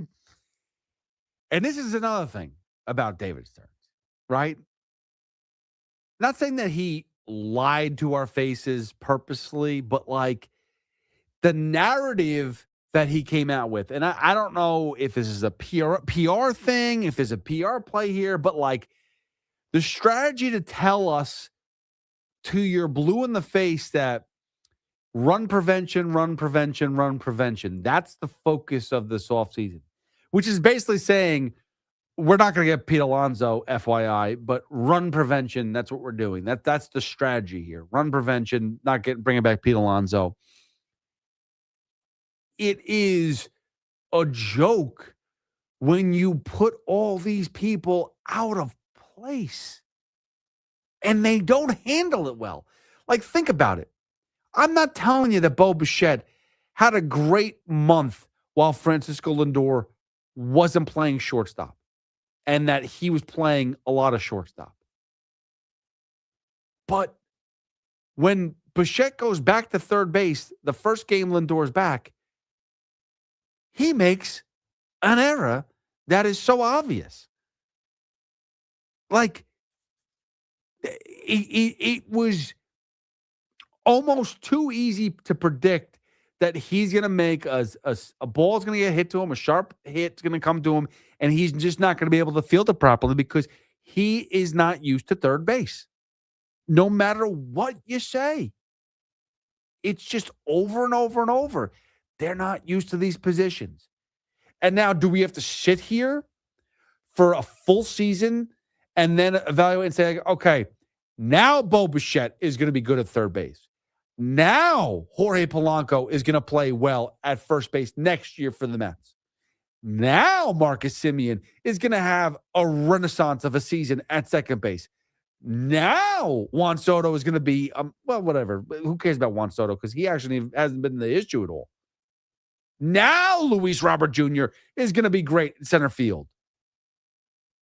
And he's going to learn to hit. Come on. What are we doing? 888-808-1019. Take a break. Michael, John, get to your phone calls. Get back to your phone calls about the Mets and Carlos Mendoza being fired. But again, it doesn't make a difference. Like Carlos, that's what Ricky Ricardo asked me earlier yesterday was like, what are your thoughts on this? Like, what do you feel? Like, you're a big Mets fan. Like, what does this do for you? I go, nothing. Too little, too late. It's nothing to do with Carlos Mendoza. You're not bringing in Andy Green's not coming in here and changing anything at all. Like, nothing is changing this season. It's just a move for PR for the fans to be like, look, we did something. That's what we did. We did something. Look, we got rid of David Peterson and we fired Carlos Mendoza. What else do you want us to do? I want you to win games. That's what I want you to do. I want you to play better. I want the offense to start hitting. I want the pitching to look like a real rotation. And I want the defense to play good. None of which is happening right now. 888-808-1019. That's the number to call. We got 30 more minutes to go, and then Connor Green takes over at 2 a.m. It's Pete Hoffman with you on the Fan. 888-808-1019. Hit me up at Hoff WFAN.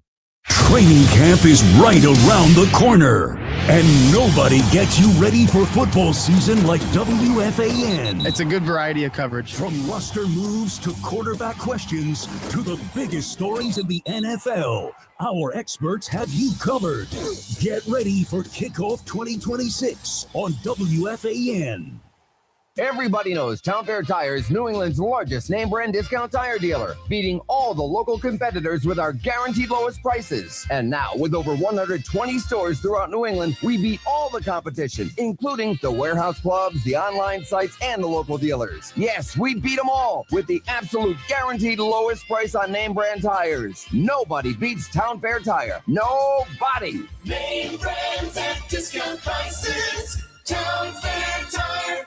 With over 90 years of combined legal experience representing the law enforcement community, Decolator Cohen & DeCrisco, LLP, continues to strive to educate police officers of their civil rights to sue in line-of-duty accident cases. The 2026 Police Officers' Right to Sue newsletter can be viewed on policeofficersrighttosue.com and provides successful results in varying line-of-duty accident cases. These results include damages recovered from RMP accidents involving the City of New York and civilian motorists, station house defects, ricochet injuries from the range, private premises slip and falls, sidewalk slip and falls, construction defects, snow and ice cases, and injuries emanating from defective RMPs. In any LOD accident, it is important for the officer to take photographs of any defects, injuries, or damage. It is also essential to draft the line-of-duty report and detail the cause of the accident in the paperwork. Remember, there's a 90-day time limitation to file a claim against a municipality. If any law enforcement member has a question regarding a potential lawsuit, contact Decolator Cohen & DeCrisco, LLP at policeofficersrighttosue.com or call 1-800-901-1529.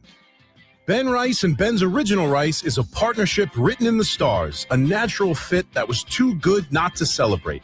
All season long, Ben Rice and Ben's Original, in partnership with No Kid Hungry, are helping combat childhood hunger across the country by providing meals and support to kids in need. Ben's Original will be contributing 22,000 meals for kids facing food insecurity. The number reflects Rice's number 22 jersey each time Rice makes a big play this season. You've probably heard all those ads for life insurance. Just a few dollars a day, apply online in minutes, no medical exam. Simple, easy, and cheap, right? Now you're thinking, maybe I should get a quote. Well, smart thinking. Everyone should have life insurance. But here's what they don't tell you. Those few dollars a day rates, they're for young people in perfect health. That's why everyone calls Big Lou the 50 to 60-year-old not-so-perfect candidate, like you. You take prescription meds and you're overweight. Winner, winner, fried chicken dinner. Well, Big Lou works with life insurance companies that want people like you with no surprises after you apply. In fact, if you're a 50-year-old guy with a few health glitches, Lou could probably find you $1 million of term life coverage for about $200 a month. So yeah, you need life insurance. But unless you're young and healthy, you gotta call Big Lou because he's like you, older, heavier, and on meds too. Get a quote right now at 800-700-6898, 800-700-6898, or biglou.com. This is attorney Alex Shulman of Shulman and Hill Injury Lawyers. From East New York to Bushwick, we are New York. When a car is sideswiped at Atlantic and Flatbush, we swipe back hard to protect your rights. Shulman and Hill has recovered more than $1 billion for our injured clients with no upfront fees. No one fights harder for New York. Every borough, every block. We are New York. Get a free case review. Search Shulman and Hill Injury Lawyers. Total Orthopedics and Sports Medicine is expanding across Long Island, New York City, and New Jersey, with locations opening in Comac, Babylon, and West Orange. Expert care is closer than ever. Their top-rated doctors treat everything from everyday injuries to complex orthopedic conditions. Wherever you are in your journey, they can help you move forward. They're experts at getting you back to being you. Visit TotalOrthoSportsMed.com to schedule your appointment today, or call 855-321-ORTHO. Do you owe back taxes or have unfiled tax returns? The IRS won't quit until they get your money. Here's great news, fresh from those in the know. Major changes have happened at the IRS. If you owe more than $10,000, you may be eligible for a 99% reduction of what you owe. Haven't filed a return for a while? Their happy clients are talking. The IRS was going to levy my bank account, but Guardian was able to prevent that and fix all my IRS issues. Thanks again, Guardian Tax. Need relief from crushing tax debt? The IRS now has special programs. Guardian Tax knows all about them. Personal or business, this is the fresh new brick you've been hoping for. We aren't the company you call when you need a hug because you're scared of the IRS. Guardian Tax is the company that wins when you need it most. Guardian Tax Service is really great to work with. They really help me out. I'd recommend them highly. Call now for a free confidential consultation. 800-499-6623. 800-499-6623. 800-499-6623. Your New York Yankees are chasing another championship. Talk Yankees baseball with the fans at 888-808-1019. The WFAN phone line is powered by Paramount Plus. Paramount Plus presents the biggest summer in UFC history.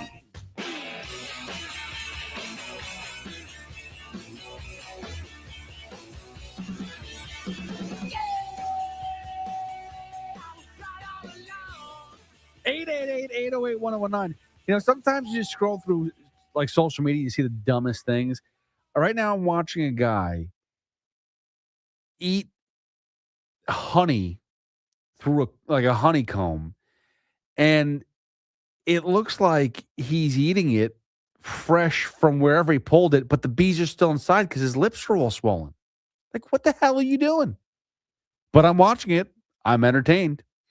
So, you know, it's that's what social media does. You just find the stupidest things and you watch it. That's what I like to do. 888-808-1019. One thing I did want to talk about, it's Pete Hoffman with you. You can always check me out at Hoff WFAN. One thing I did want to mention, because the one thing about this Mets team right now that is so bad is the lack of leadership, right? And that comes from everybody, whether it was Carlos Mendoza, whether it's David Stearns, whether it's other bench coaches or other hitting coaches or just the players. There seems to be like no cohesion.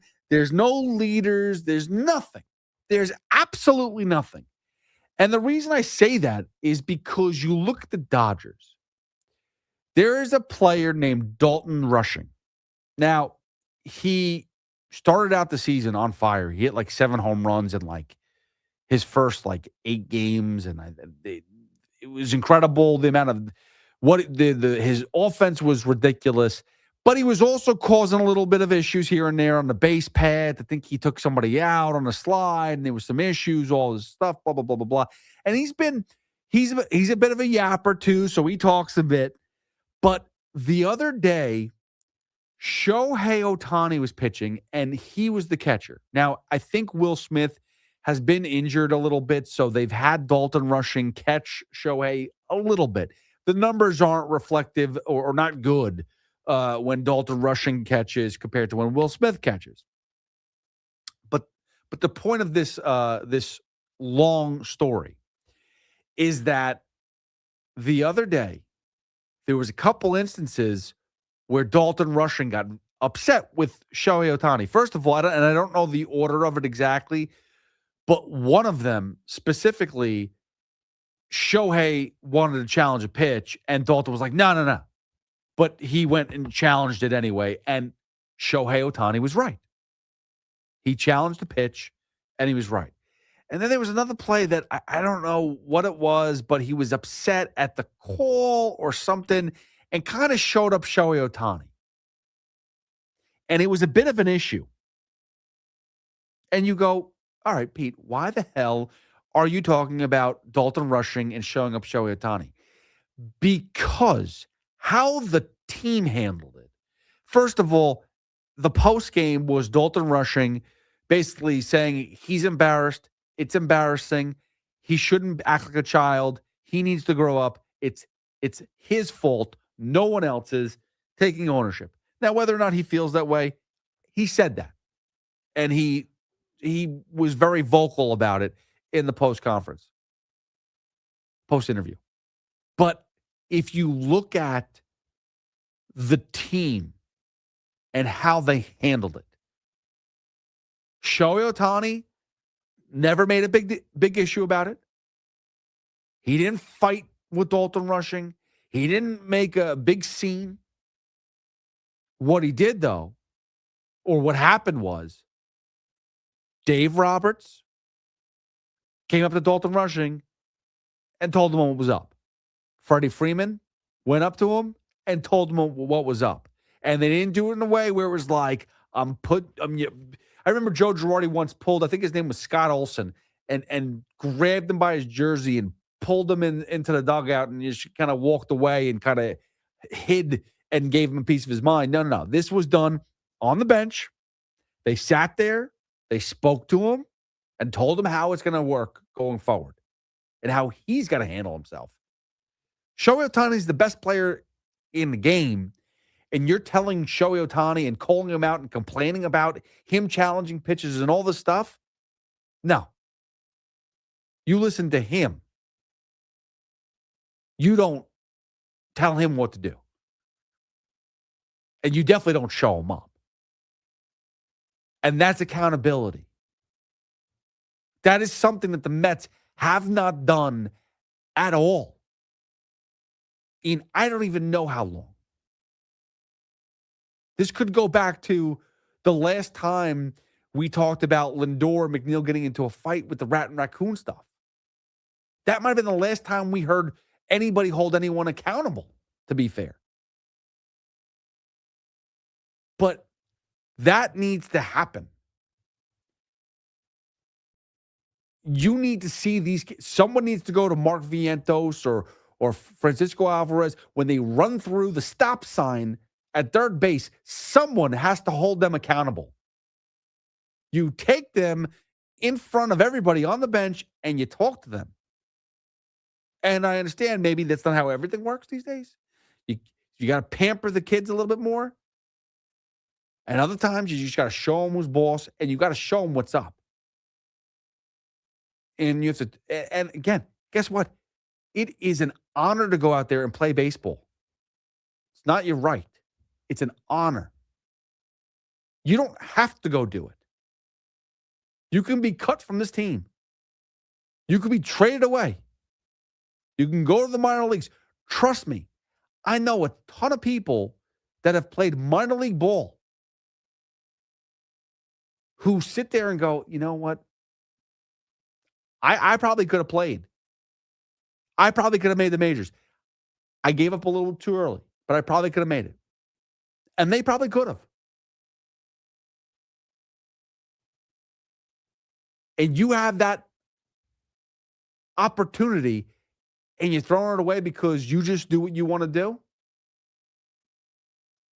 There needs to be accountability.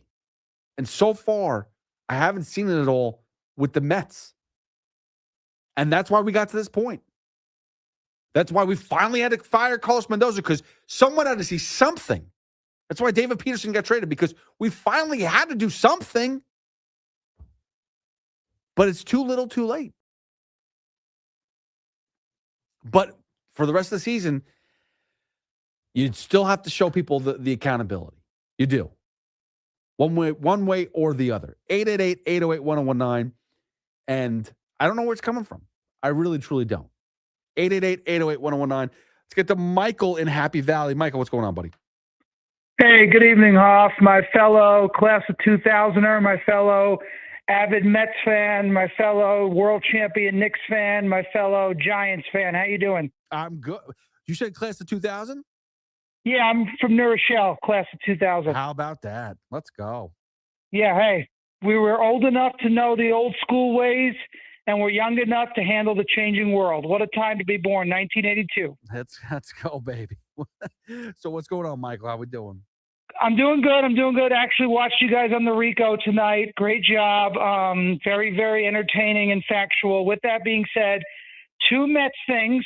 So please, I want to hear your opinion on the first, and let me jump in with the second one quickly. First thing about Stearns is, I don't know why, like I want to trust guys like him, but like, do you sometimes feel you're like, I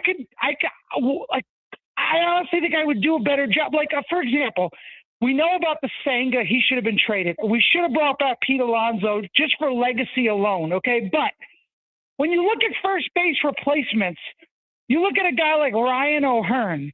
You look at Luis Ariz. Correct me if I'm wrong. They were cheaper and they're better. Okay, so, like, I don't understand, like, you see what I'm trying to say? I mean, yeah, you could have moved Nimmo to first. Well, Acuna could have played second base. Now you're saving money and you don't need Simeon. I'm not trying to play Monday morning quarterback, but these are things I thought of during the offseason before Polanco and Luis Robert, where maybe you don't have as many names, but you're just a better team. What are your thoughts on that first? Again, here's the thing, Michael. Like, all those moves are still woulda, coulda, shoulda, and I don't even know if that would have gotten done. The biggest thing that I thought that they needed to address, besides bringing back and retaining Pete Alonso, was the starting pitching.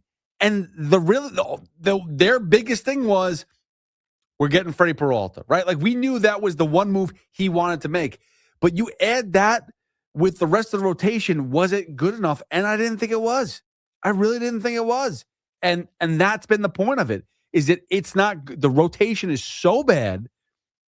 And then you piggyback with that with every other move they've made. You're right. Like, could they have gone that route? Could they have not gotten and spent on Polanco and gotten a Luis Ariz or O'Hearn?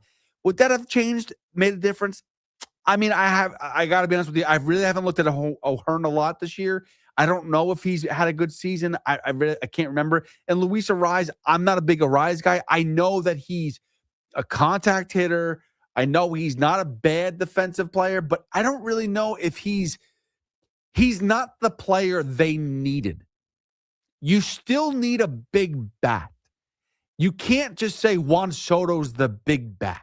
You can't. And that's what they've done. They've made it Juan Soto's the big bat, and that's all we needed. And that wasn't enough. I'm sorry.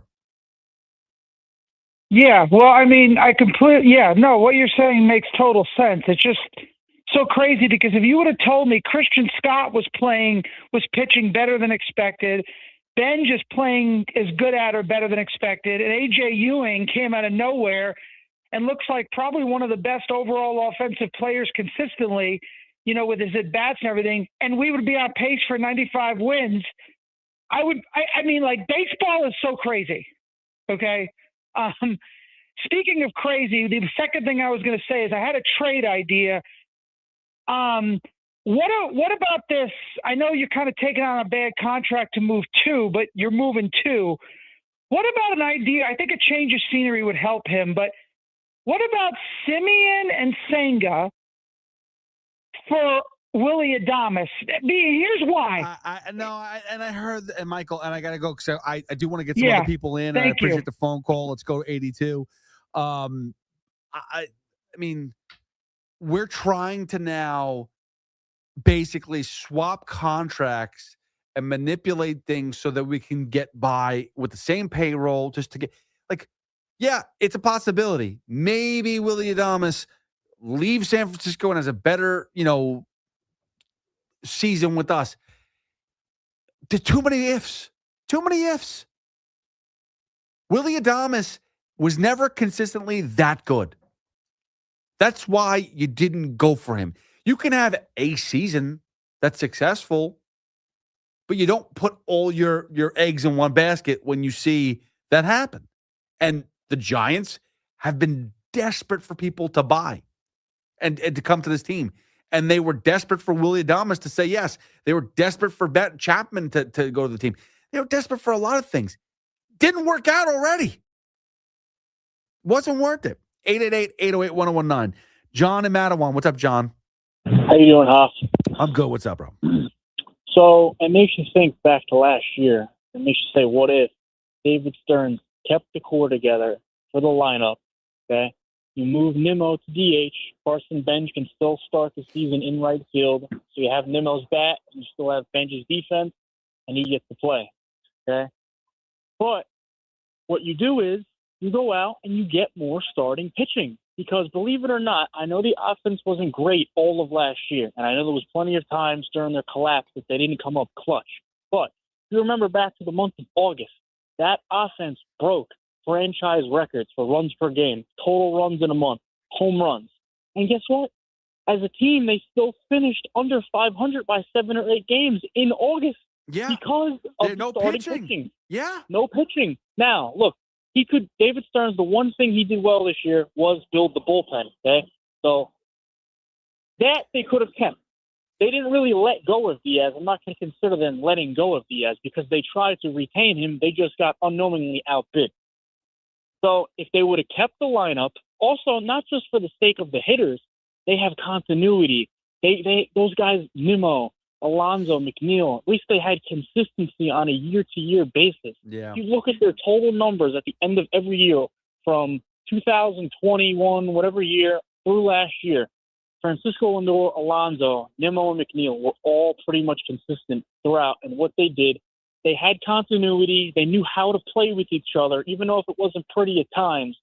If they would have kept the core intact for the lineup's sake and just added power pitching and done all the other bullpen moves that they did, this team would be 90 wins. There's no doubt in my mind. And it just sucks that we have to deal with this now, and it just looks like a black hole. And it set the franchise back, John. And I don't know if it would have been a 90-win team. I still think that they needed – but I agree. Like, they needed pitching. That's for sure. Lou, Long Island, what's up, buddy?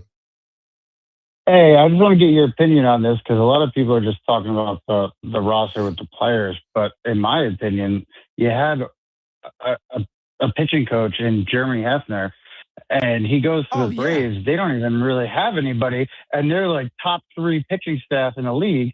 You had a guy in David Peterson who was an all-star last year. McLean was great. It's like everybody has just gotten worse without him. They completely, Lou. This is what I'm saying. And thanks so much for the phone call. I want to get Jacob in here too before we go. They completely changed everything except for the one thing they really needed to do. Just get better starting pitchers. They changed the whole staff. They change everybody. They flip over the quote unquote core. It was just, come on. Jacob and Ithaca, last caller for me. And then Connor Green takes over at 2. What's up, Jacob? Hey, man. First of all, 2 or 3 callers ago, I do want to agree. I was born in '88, perfect mix of old school and new school. I wanted to give you the flowers. I think you're the hardest working man at the fan. First of all, I just finished watching the Rico. I'm a Yankee fan, actually. Oh, so you joy watched the Rico and drink our tears. I get you. No, I don't. I don't, man. I'm like, we just saw it with the Knicks. Like, I just want to be good. It's just, I'm a Giants fan as well. I want to see the Jets be good. Like, it can just unite everybody. why can't the Mets ever get it right? Jacob, What do you? I know it's a very general question, but I thought they were going to be good. And listen, I appreciate the phone call, and this is we're gonna wrap this up in a second. So I want to get this out there, and that's a great question. And this is where I'm gonna leave you. Why can't the Mets get it right? And that is like you look at the Knicks. They won a championship, and it changed the entire complexion of the city, the feel, the vibes. And Steve Cohen said he wanted to do that. This is why it's so important to get it right.